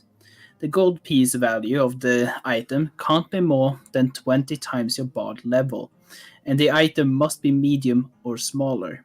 The item glimmers softly, and a creature can faintly hear music when touching it. The created item disappears after a number of hours equal to your proficiency bonus. For example, for examples of items you can create, see the equipment chapter of Player's Handbook. Once you create an item with this feature, you can't do so again until you finish a long rest, unless you expend a spell slot of 2nd level or higher to use this feature again. You can have only one item created by this feature at a time. If you use this action and already have an item from this feature, the first one immediately vanishes. The size of the item you can create with this feature increases by one size category when you reach 6th level, large, and 14th level, huge. Okay, I so like that. you can just create stuff. Yeah, that's brilliant. Can you use it to con people? Here's a sword. Would you like to buy this shiny sword? Yeah, but that would be brilliant. Here's a gem. All right, what can I do with the gem? Just touch it. Can you hear the faint little music? Everyone, silence. It's magical. And because it's a magical item, it costs 500 gold pieces. I'll take it. And then you have 2 hours to split town and never come back. Yeah. I could definitely see using it for cons. Maybe you can create... Yeah, but my thinking was mostly for the actual useful stuff, like I would never buy a 10-foot pole, but here's a place where I would really want it. Alright, I'll create it for now. Yeah. And then when I don't need it, I just throw it away, and in 2 hours it's gone. Yeah, that's gonna be I think I like this. I think you can get pretty creative with it. Yeah, this is brilliant. I love it. And in your campaign, I wouldn't have needed to... what did I do? Rent or buy or steal an axe or a shovel to dig that hole? Technically steal, but also borrow. Yeah. So with this feature, you can just create it what you need situation. Like you don't have to log it around. Yeah, it's kind of cool. Yeah. And once you get to creating large things, you can create carriages. Yeah, I was thinking boat. A boat as well, yeah. Yeah, I think that's pretty cool. Don't really have anything to say about it other than that. What is the dancing item pertaining to this? I have no idea. The dancing item was what got me interested here. Animating performance. I think that's the dancing item. Let's see. As an action, you can target a large or smaller non-magical item you can see within 30 feet of you and animate it. The animate item uses the dancing item stat block, which uses your proficiency bonus, PB. I guess that's a thing now? Yeah. You've been reading D&D books a lot more artistically than me. Did you ever see proficiency bonus referred to as PB? No, I can't remember that, but... I will have to look in the Dungeon Master's guide again, because they have a guide on this. But I guess this is the first time, which is why they refer to it as PB. It is a really random place to put it as well, because they used proficiency bonus earlier in this book. Yeah. The item is friendly to you and your companions and obeys your commands. It lives for 1 hour until it is reduced to 0 hit points or until you die. In combat, the item shares your initiative count, but it takes its turn immediately after yours. It can move and use its reaction on its own, but the only action it takes on its turns is the dodge action. unless you take a bonus action on your turn to command it to take another action. That action can be one in its stat block or some other action. If you are incapacitated, the item can take any action of its choice, not just dodge. When you use your Bardic Inspiration feature, you can command the item as part of the same bonus action you used for Bardic Inspiration. Yeah, alright, that's fine, I think, because you'll want to be buffing your allies. Yeah, And this way you can control it at the same time without having to compromise your allies and make them not have fun.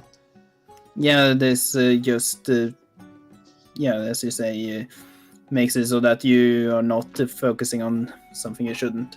Yeah. Once you animate an item with this feature, you can't do so again until you finish a long rest, unless you expend a spell slot of 3rd level or higher to use this feature again. Oh, 3rd level this time. You can have only one item animated by this feature at a time. If you use this action and already have a dancing item from this feature, the first one immediately becomes inanimate. Yeah, so the cool thing about this Bard Zed is that you can basically create an item out of nothing that exists for a couple hours. The dancing item, let's see its stat block. 16 natural armor, that's pretty high. 10 plus 5 times your Bard level. And you get it at level 6, right? So 14 minimum. Speed 13 including flying and hovers. 18 strength, 14 dex, 16 con. 4 intelligence, wisdom 10 and charisma 6. Poison psychic immunities, that's standard. Yes, these are all standard immunities for objects. Dark vision 60, it straight up sees. It doesn't have blind sight. What the hell? That's strange to me. Yeah, but at least it can be blinded. It can be blinded, yeah. I see it from a gameplay perspective. Why this is better than blind sight, because blind sight is really strong. Yeah. It would be very powerful to be in darkness. Alright, I'll just take this rock here now. It can lead me. Yeah. I see it from a gameplay perspective, although logically I think blind sight would make more sense. It understands your languages. Its proficiency bonus is equal to yours. Okay, so it cannot be affected by polymorph and the like. When any creature starts its turn within 10 feet of the item can increase or decrease the walking speed of that creature by 10. Okay. Provided the item is incapacitated. And that's just something you can do for free when a creature starts its turn there. So you can use it to buff allies. Force Empowered Slam. So it's an attack of a D10 plus proficiency bonus. Oh, so it doesn't add its strength bonus or dexterity bonus to it. No, it's only proficiency. It's kind of unique in that sense. Only proficiency, I say, but that's actually quite strong at high levels. Yeah, it is. It's a minimum of 3 because you get this at 6. Yeah. I'm not sure why it's going against the usual framework of attribute plus proficiency in this case, though. Now, a D10 die is pretty good. Yeah. But wouldn't it be better if it's like D6 plus strength plus proficiency? Because it wouldn't stray from the format of the game generally, and it would be the same damage, except the minimum damage would be higher.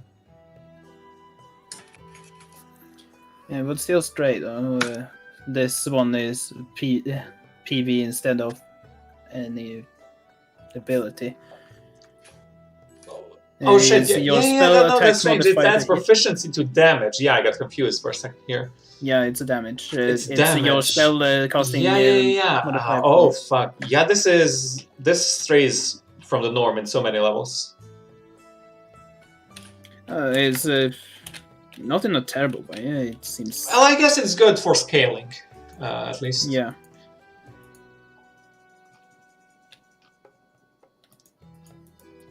Well, I mean, no, I don't necessarily dislike the design of it.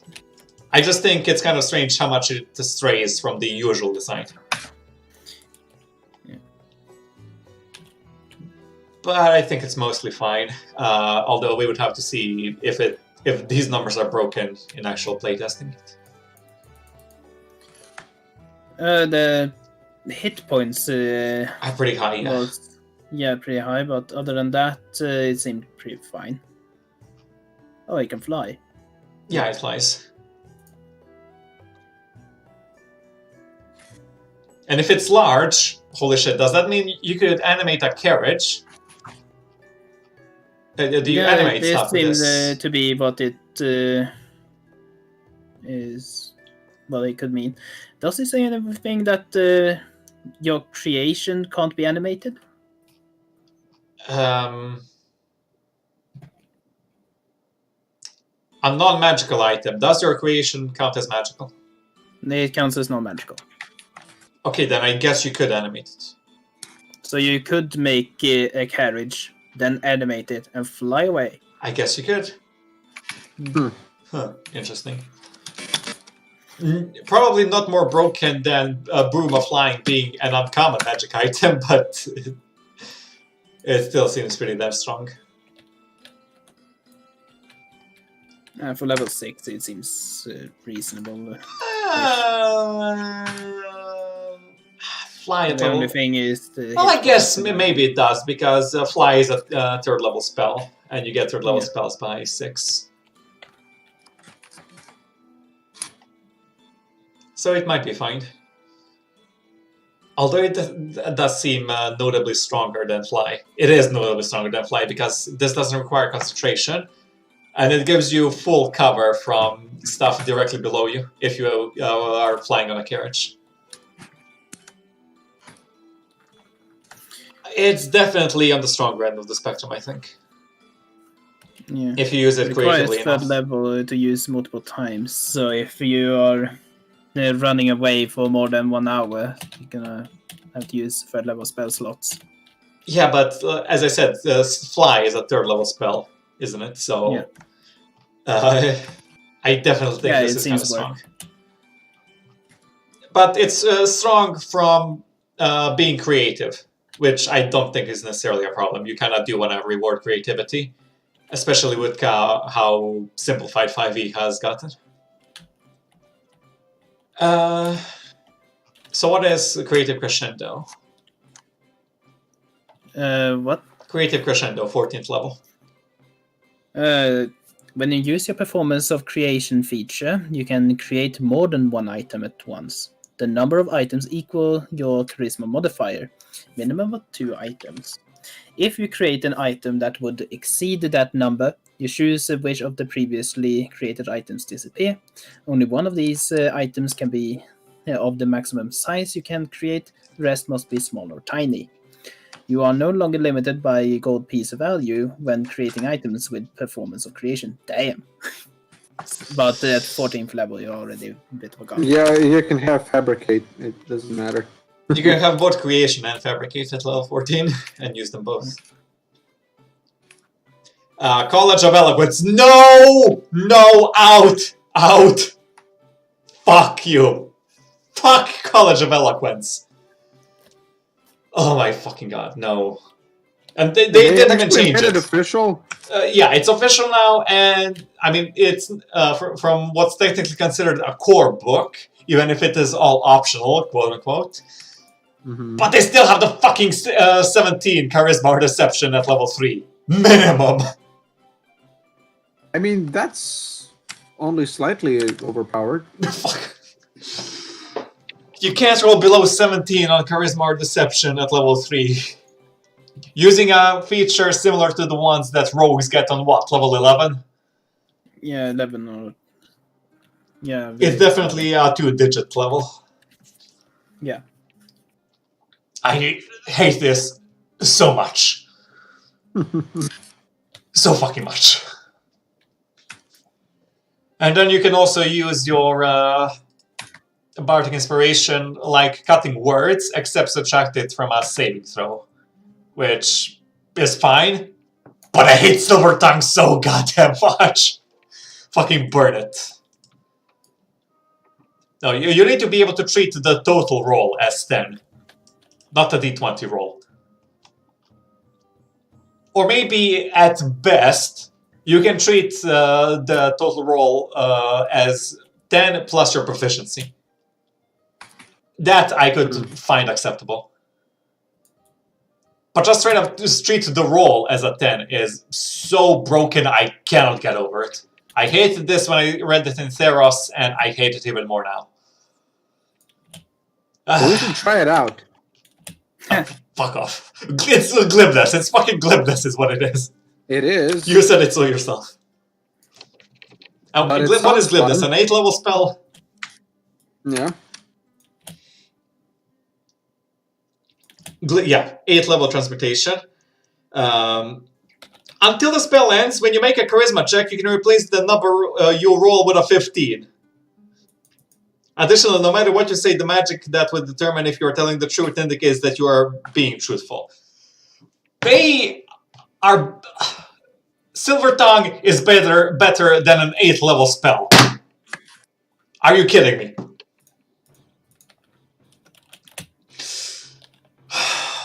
I need a minute. I need a minute. You guys can continue reading if you wish. So where how far did we get? 45. 45, 46. 45, actually. 44, 45. I need to go to the bathroom real quick and see what my dog wants.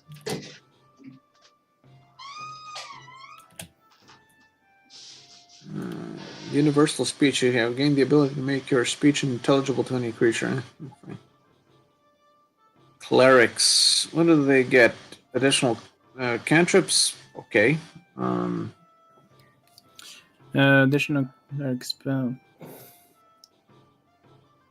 Harness divine power. You can expend use of your channel divinity to feel your spells. A bonus action, you can touch your holy symbol, utter a prayer, and regain one expended spell slot. The level of which can be no higher than half your proficiency bonus rounded up. The number of times you can use this feature is based on your level. How long did you have to pray? I guess short prayer. So A bonus immediately. action, alright. Bonus action, okay. So you can use it during a fight. The number of times. The number of times in this class, second level 1. Okay, it's kind of like arcane recovery, but for clerics. It's fine, I guess. When you reach a level in this class that grants the ability score improvement feature, you can replace one cantrip you learned from this class's spellcasting feature with another cantrip from the cleric spell list. Okay. Yeah, as I said, I don't like those, except maybe for sorcerers. I might allow sorcerers to be... You are blessed with divine magic in battle. When a creature takes damage from one of your cantrips or weapon attacks, you can also deal 1d8 radiant damage to that creature. Once you deal this damage, you can't use this feature again until the start of your next turn. Oh, okay. I like that. Bit of a damage boost. Order domain. Okay. Let's see, what do they get? Represents discipline. So they're the lawful guys, I guess. Some gods. It would be pretty odd to be chaotic as you play Order. I think you need to be lawful. That doesn't say so. Chaotic lawful. You gain proficiency with heavy armor. You also gain proficiency in intimidation or persuasion. Your choice. Okay. Voice of authority. You can invoke the power of law to embolden an ally to attack. If you cast a spell with a spell slot of the first level or higher and target an ally with the spell, that ally can use her reaction immediately after the spell to make one weapon attack against a creature of choice that you can see. If the spell targets more than one ally, you can choose the ally to make the attack. Okay. Alright, Orders. so you can heal someone and they can immediately attack. If Yeah. you use the reaction. It's all right, I guess. Yeah, that doesn't seem all that too powerful at all. Orders demand you can use your channel divinity to exert an intimidating presence over others. As an action, you present your holy symbol, and each creature of your choice that can see or hear you within 30 feet of you must succeed on a wisdom saving throw or be charmed by you until the end of your next turn, or until the charmed creature takes any damage. You can also cause any of the charmed creatures to drop whatever they're holding when they fail the saving throw. So each creature that you can see within 30 feet, if they fail the wisdom saving throw, they're charmed. But it doesn't say it's like charmed person where there's a negative effect. It's just that, you know. I feel like there's a lack of information here. Like, how many times can you use it? Okay, you need to channel divinity. Okay. Yeah, you have to use your channel divinity for it. Okay, you have like 2 channel divinities that you get back on a short rest. But do they know that? Do they know that they have been charmed? So let me just catch up a little bit. Okay, so you can use channel divinity to regain the spell slot.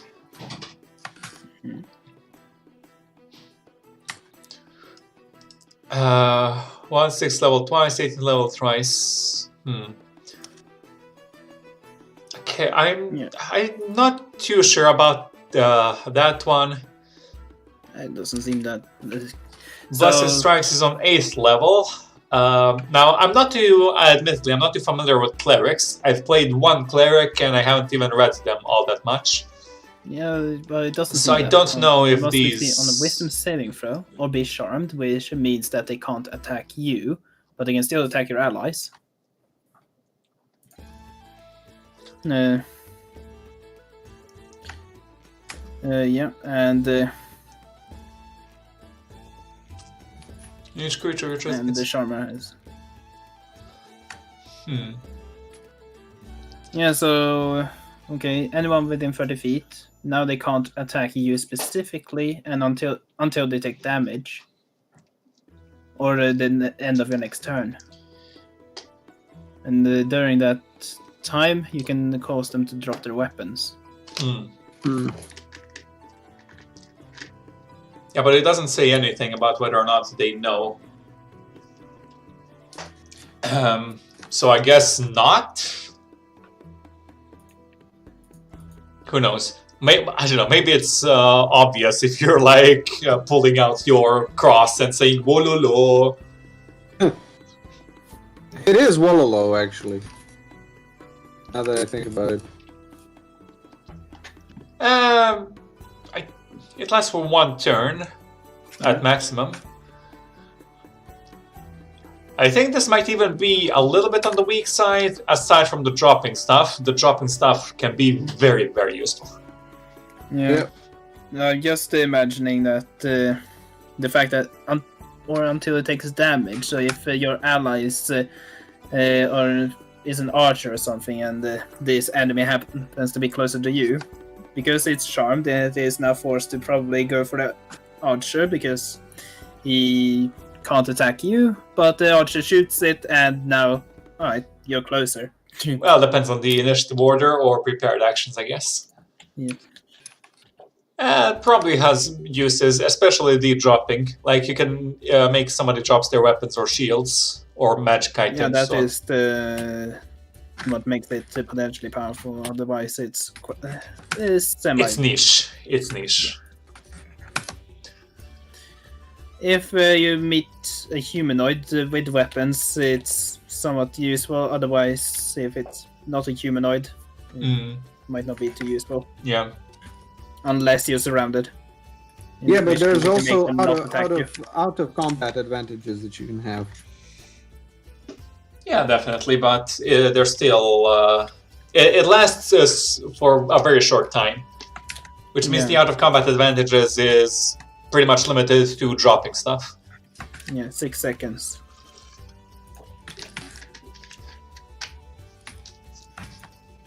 So But I they're don't definitely think- gonna notice something is wrong if they just drop their stuff all of a sudden. But they don't need to like drop. If they're charmed by you, they consider you as an ally. No, you so- can No, can't they cause don't. them to That's drop. not what charm means. No, Charm- or wait. Charm isn't it like only person? means a charmed creature can't attack the charmer, nor can they target with any harmful abilities or magical effects. The charmer has advantage on ability checks to interact socially with the creature. Yeah. That's all charm means. Hmm. Now, if it lasted longer, the charm would be very powerful, and it will also mean you get to keep your concentrations going for, well, the rest of the combat. Yeah, if it lasted longer, it would be strong. But since it's such a Yeah, and short time, it's not useful outside of battle that much, and in battle, it's useful mostly towards humanoids. Yeah. Well, let's see what the rest of the class is like. So, embodiment of the law. You have become remarkably adept at channeling magical energy to compel others. If you cast a spell of the enchantment school, i.e. the most evil school there is, using a slot of first level or higher, so you can't use friends, you can change the spell's casting time to 1 bonus action for this casting, provided the spell's casting time is normally 1 action. You can use this feature a number of times equal to your wisdom modifier, regain all... Okay, so that would mean that you can use the spell, and then attack, or cast Sacred Flame, or something like that. Yeah, it seems reasonable. Yes, I guess it does. I do generally prefer having underpowered classes than overpowered, because it's easier to buff something. And it's more fun for the players to get buffs than to receive nerfs. Divine Strike. You gain the ability to infuse your weapon strikes with divine energy. Once on each of your turns, when you hit a creature with a weapon attack, you can cause the attack to deal an extra 1d8 psychic damage to the target, or 2d8 on 14th level. This seems similar to the War Priest, although it's on a... Wait, is it on the same level, actually? Let me check. Cleric... A War Domain. Yeah, this is straight up the fucking War Priest thing, except it deals psychic damage instead of the weapons type. That is exceptionally lame, I have to say. I mean, it synergizes with level 6 because it encourages you to, you know, hit stuff after you cast your spell, which is cool, but it's also kind of lame that it's the exact same ability again. And then we have 17th level Order's Wrath. Enemies you designate for destruction wilt under the combined efforts of you and your allies. If you deal your Divine Strike damage to a creature on your turn, you can curse the creature until the start of your next turn. The next time one of your allies hits the creature with a weapon attack, with an attack, the target also takes 2d8 psychic damage and the curse ends. I think that's pretty cool. Alright, that's a... Is there anyone... Oh yeah, actually. Let's let me see here. Semaphores Guide to Everything. Page... Let's see... No, that's the wrong part. Zed, didn't you play a bunch of clerics? Yeah. So you should be understanding or having a better picture of these than me then, probably. So... Alright, 17th level. That's very late for it, but if... after 17th level... Which domain are we looking at right now? Order. Order. Yeah, I was just imagining Orders of Wrath, 17th level, and then you take 3 levels in Rogue to get Inquisitive. Now you can also do a help action on that same thing. That would be kind of cool. Yeah. And then we have peace domain. So you're literally part of the religion of peace. Not very peaceful then. Well, you are in combat all the time. Implement of peace. You gain proficiency in the insight, performance, or persuasion skill. Okay. Okay. Okay, standard. Emboldening bond. You forge an empowering bond among people who are at peace with one another. As an action, you can choose a member of a willing creature within 30 feet of you. This can include yourself equal to your proficiency bonus. You create a magical bond among them for 10 minutes until you use this feature again. When any bonded creature is within 30 feet of another, the creature can roll a d4 and add the number rolled to an attack roll, an ability check, or a saving throw it makes. Each creature can add the d4 no more than once per turn. Okay, so it's bless, basically. Yeah, but the thing is, you can also cast bless. Yeah. So you get 2d4 Interesting. added. And you also have bless, like, all the time. And you can have, like, if you have a peace cleric and a bard to give bardic inspiration, you can just have insane bonuses. Yeah. You can have, like, how much does bardic inspiration can add? Like d6? D6, then d8, then d12, then d10, then d12. So it scales. So imagine adding 2d4 and a d6 to, like, ability checks or things like that. Yeah, it's strong. Yeah. And it is kind of cool, though. Yeah, I like the little extra detail of you being within 30 feet of each other.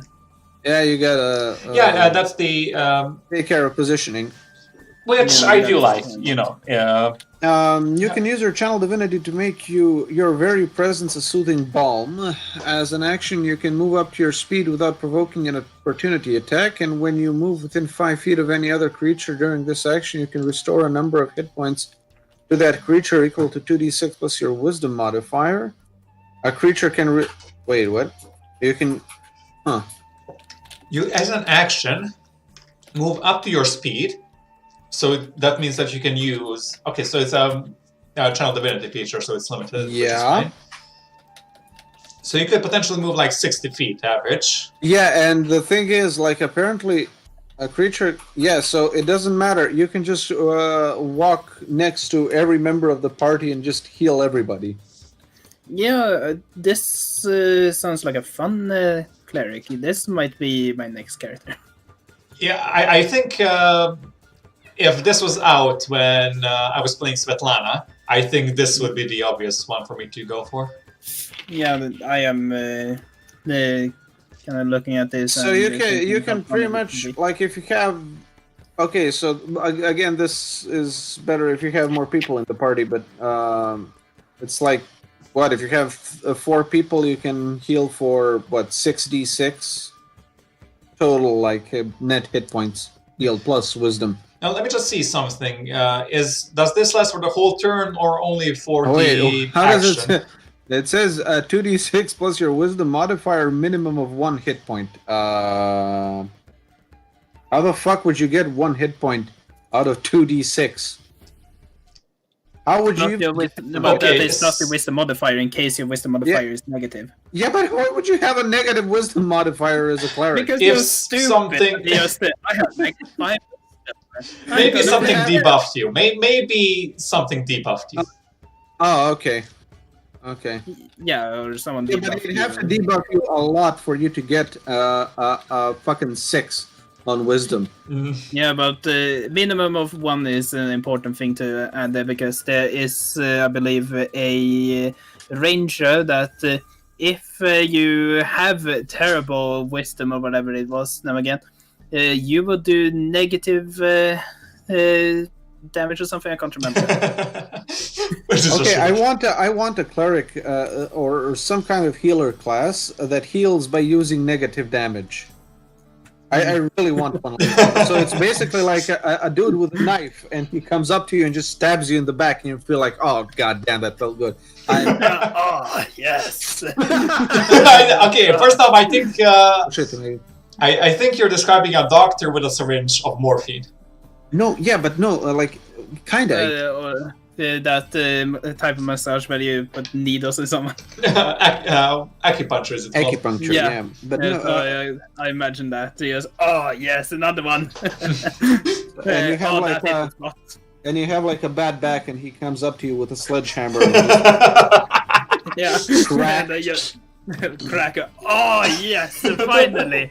I've had that back pain forever. Well, you can reskin that right now, but yeah, the appeal of actually doing negative damage would be brilliant. Yeah. So let me just see. Healing like this, is it only during? Yeah, it's only during this action. So you have to reach them all within 30 feet of movement. So it's a little limiting, but I think that's fine. I think that's very fine.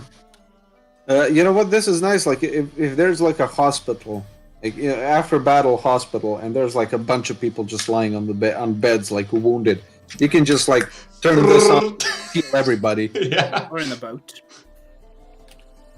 And you can do this a couple of times, like however many times you have channel divinity. So it's nice. I like, 1, 2, 3. yeah, I like this.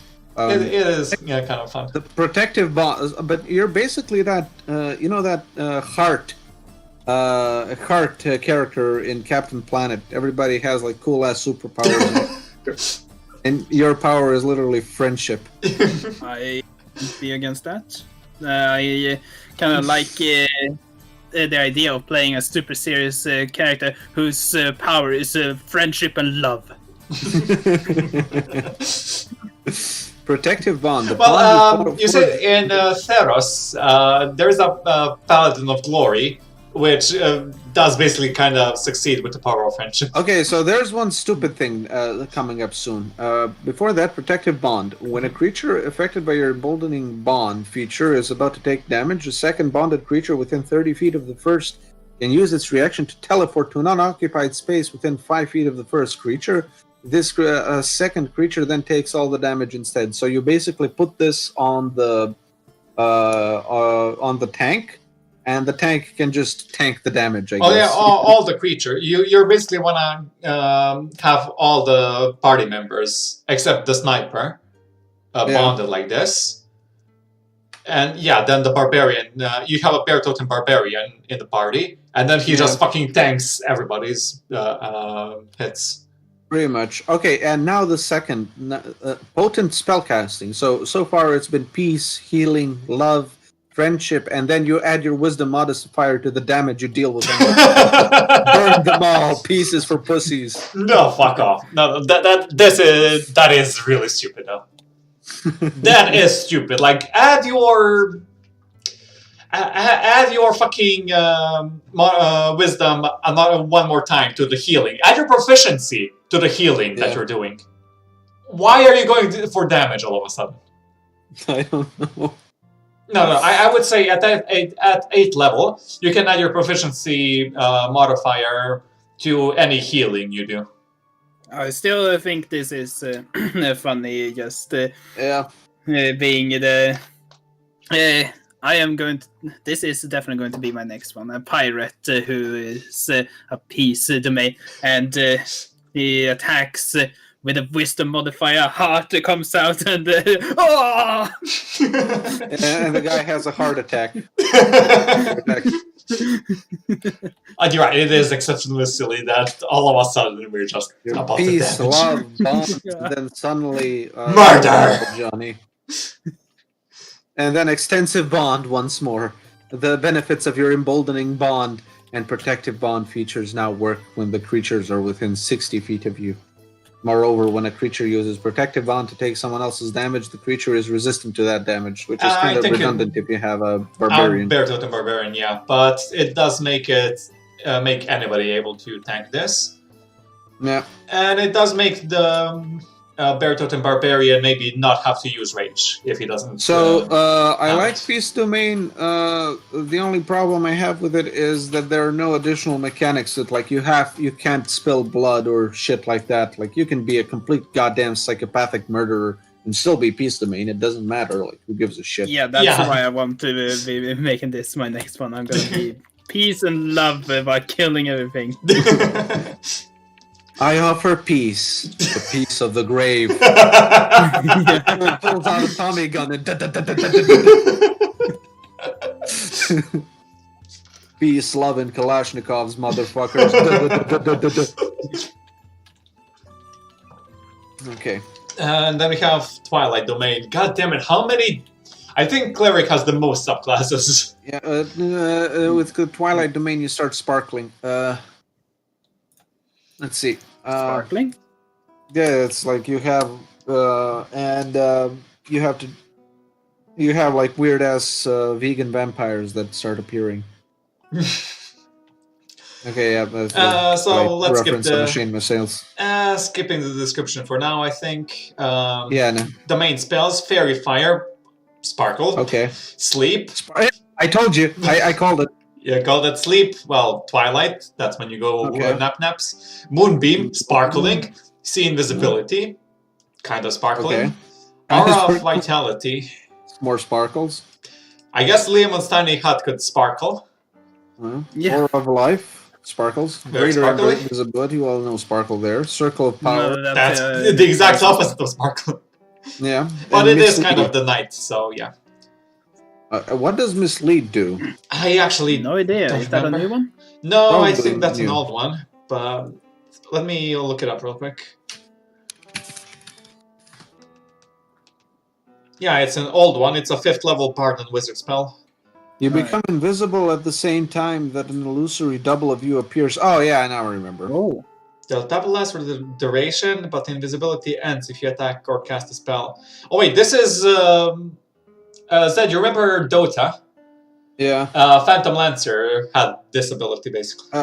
Yeah. But you know what else came to mind? Fucking Spy with the stopwatch, Oh yeah. and then just something hits you, and he just falls to the floor dead. With an Dude, illusion. the Death Ringer is broken, honestly.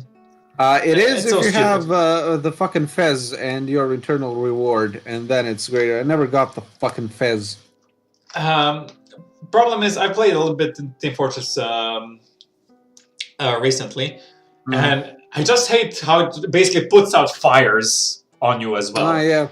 Yeah. It's so stupid. You just don't have to be careful as a spy at all. No, not just it doesn't just put out fires, but it gives you like 95% damage resistance. Yeah, fuck off. But yeah, you can deal with it if you know how. It's still really because you can annoying. just follow him and listen for the crack that is. Yeah, but heard. while you're following him, you're not accomplishing your objective. Fair enough. Anyway, Okay. Anyway, enough TF2. I do have bonus to play that game proficiency again. with martial weapons and heavy armor. Another one. Holy shit. Okay. You can see through the deepest gloom. Yay. You have dark vision out to a range of 300 feet. What? 300. 300. Yeah, you can see 300 feet. In that radius, you can see in dim light as if it were bright light, and in darkness as if it were dim light. You can really see well in the dark. As an action, you can magically share the dark vision on this feature. With willing creatures, you can see within 10 feet of you. Up to a number of creatures of your wisdom modifier, so almost everybody, probably. The shared dark vision lasts for 1 hour. Once you share it, you can't do so again until you finish a long rest. Yeah, alright. If you were to share that with Writer, would you suddenly blind him because he is in darkness at the moment? Because he is not using dark vision technically. Yeah, he's using Devil's Sight. Vigilant Blessing. The knight has taught you to be vigilant. As an action, you give one creature you touch, including possibly yourself, advantage on your next initiative roll the creature makes. Okay, the benefit ends immediately after... Wait. After the roll, or if you use this feature again. So you can use this any... So you basically have on the first level you have advantage on initiative rolls. Yeah, either you or one of your allies you choose, and it's basically free. Okay. I don't necessarily think this is a problem. I think that's fine. You can always give it to the rogue. Yeah. Rogues, especially assassins, really need it because they, like, their entire shtick is going before everyone else, but they don't have a way to improve their initiative. Yeah, But unless they unless- take the feat. Yeah, unless they take the alert feat or they multiclass into Gloomstalker. Okay, Twilight Sanctuary, a channel divinity. You refresh your allies with soothing twilight. How can ally be soothing? Okay, I'll continue. As an action, you present your holy symbol and a sphere of twilight emanates from you. The sphere is centered on you, has 30-foot radius, and is filled with dim light. The sphere moves with you and lasts for 1 minute or until you are incapacitated or die. Whenever a creature, including you, ends its turn in the sphere, you grant the creature one of these benefits.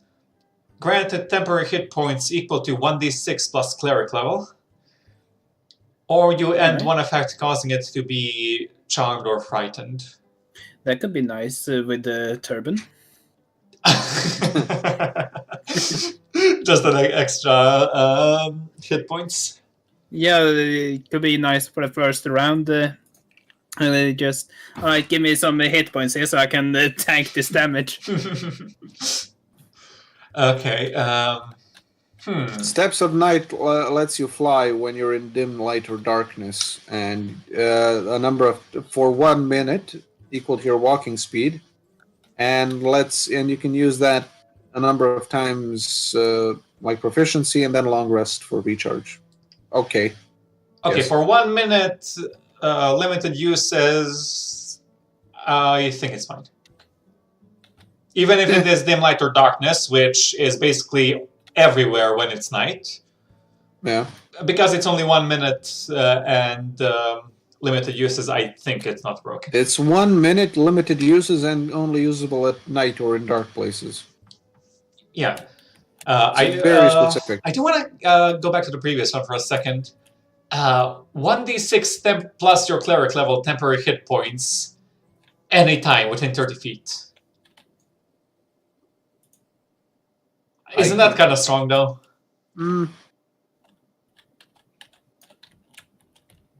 1d6 would be fine. 1d6 plus cleric level temporary hit points within 30 feet for 1 minute.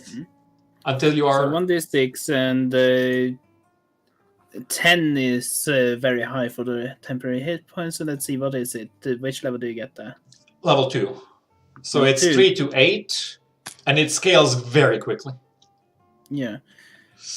I think this is actually kind of strong for 30 feet radius. Whenever a creature ends its turn in the sphere. Could be. It's the 30 feet that really makes it strong, I think. That is huge. It is. It's true. You can really stack up those.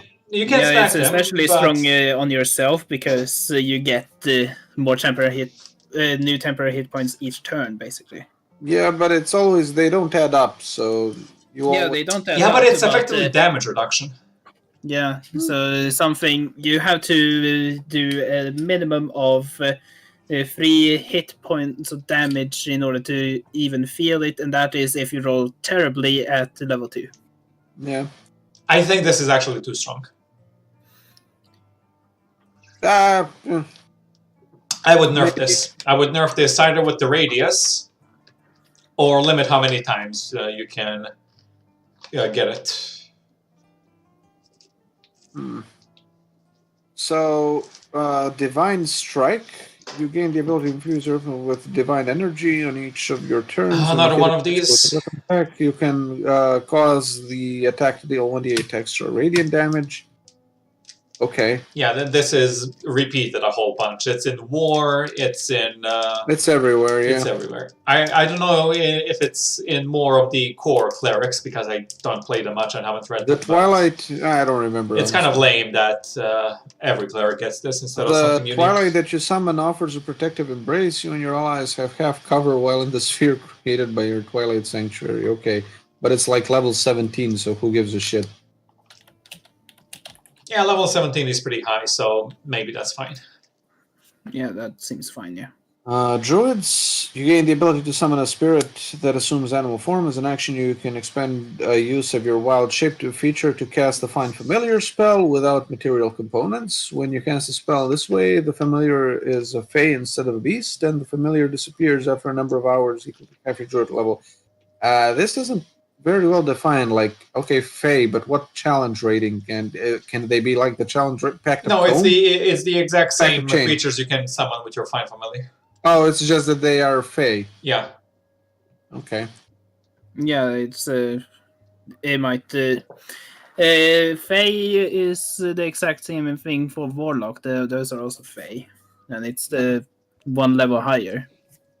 And you can replace okay, Circle of Spores. Let's see what Circle of Spores do. That already existed. It's just put into this one.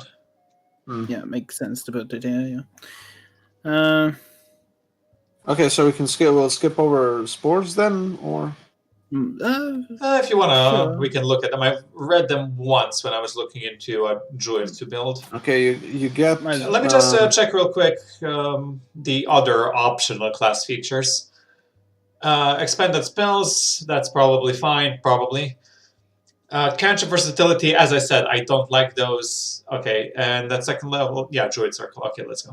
Oh, summon Fae. So you get circle spells, you get blindness, deafness, gentle repose. Ooh, that's always useful. Animate dead, gaseous form, blight, confusion, cloud kill, and contagion. Okay.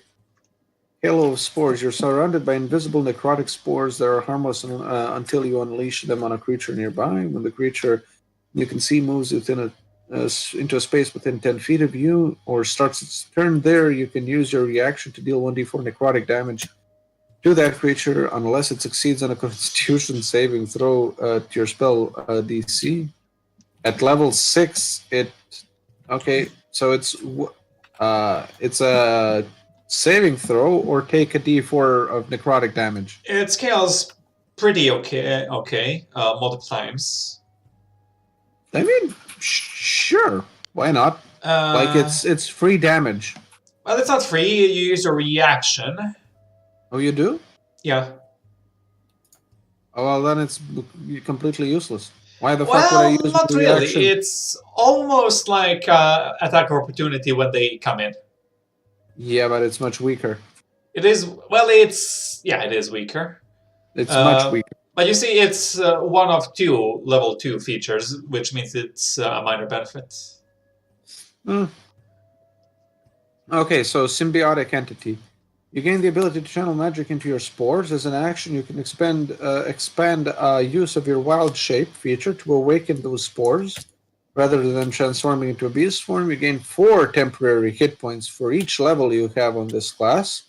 While this feature is active, you gain the following benefits. When you deal your Hail of Spores damage, roll the damage die a second time and add it to the total. Okay. That makes it a lot better. Your melee weapon attacks deal an extra 1d6 necrotic damage to any target they hit. Those benefits last for 10 minutes until you lose all the temporary hit points. Or until you use Wild Shape again. Well, you get 8 minimum. Because it's 4 per level and you get it at level 2. Yeah, but this scales quickly. Damn. This scales quickly. This basically seems a subclass that wants to go away from Wild Shape. Yeah, which makes sense. Yeah. Wild Shape is basically temporary hit points in itself. So. Yeah. But this seems to be a lot of fun. Can you use magic with this? Why not? Yeah. You're just not. You're not Wild Shape, so you can keep using magic normally. So Oh, if you yes. use it, so it's 4 times your level. So at level 2, you get 8 8? temporary hit Yep. points. At level 5, you get 20, which is Okay. quite a bit. It's Makes sense, substantially but- less than the wild shape hit points you'd get. It is, but you can still cast your spells normally. You can damage people as soon as they get within 10 feet of you with a reaction. Yeah, and at Which- level like 6, you do 2d6 just as a reaction.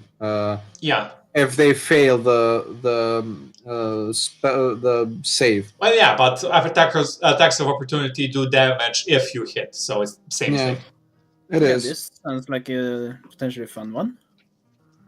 Fungal infestation. Let's see what you get at level 6.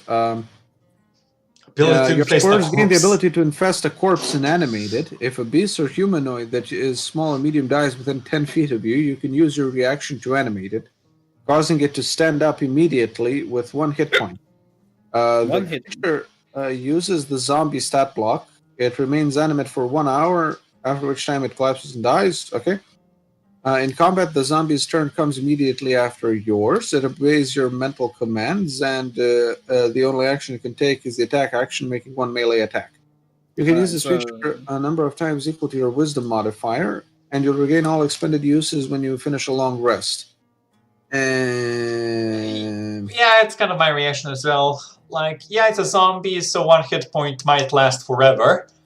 Yeah, which is what makes it potentially quite fun.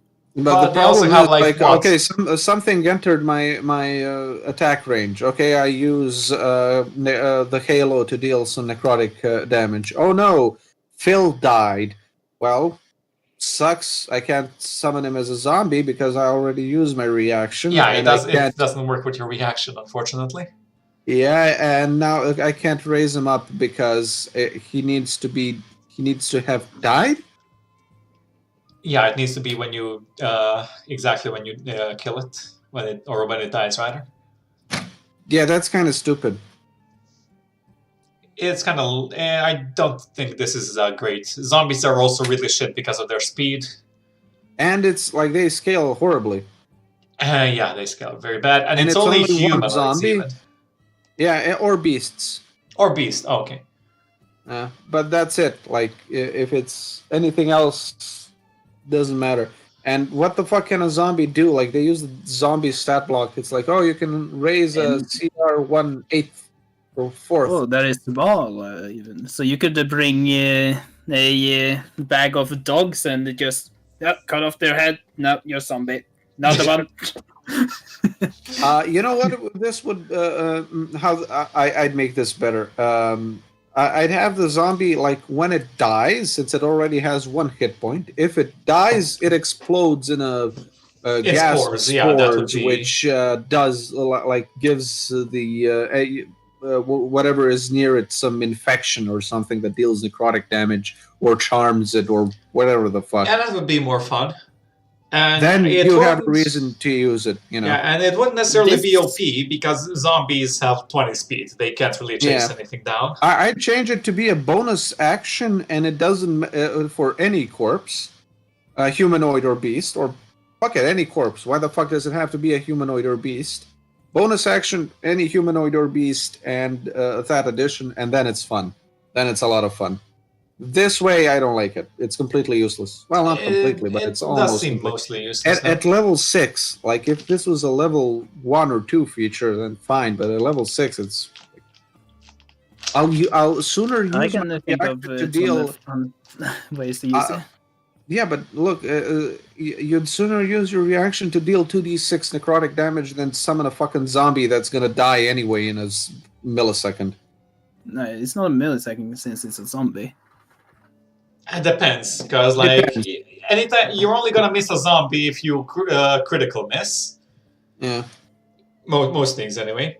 And then depends on how much damage it takes. It's 5 plus the damage taken, unless it's radiant or critical.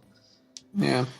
It's still not that survivable, honestly. Doesn't stand up. And the zombie probably won't do a lot of damage. Yeah, they Almost do like- low damage. Well, it comes immediately after yours, so it does get the hit. The speed So is you really raise bad. it, and it immediately goes. So it's Yeah. not useless. Because you I'll, can either do 1d4 reaction damage, or I raise this one, and he 2d6. does No, damage. it's 2d6 at this point, probably. Yeah. 2d6.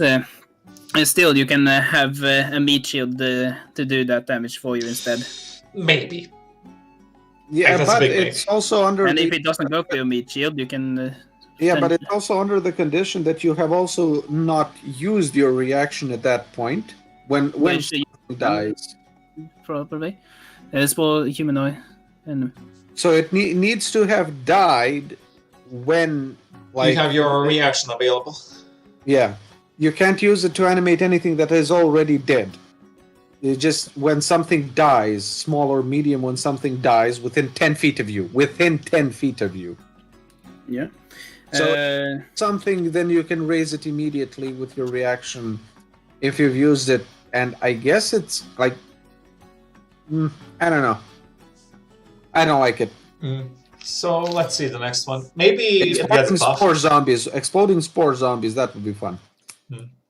Yeah, but the good thing with reaction is that it can be on your turn, so you can kill something and raise it. Yeah, but That's basically when you use it, but you're also out of your reaction then later. you also have animate dead already. Yeah, you can Always prepared. I guess you can make a little army of undead. Well, you Yeah. can make because it probably doesn't like say only one. No,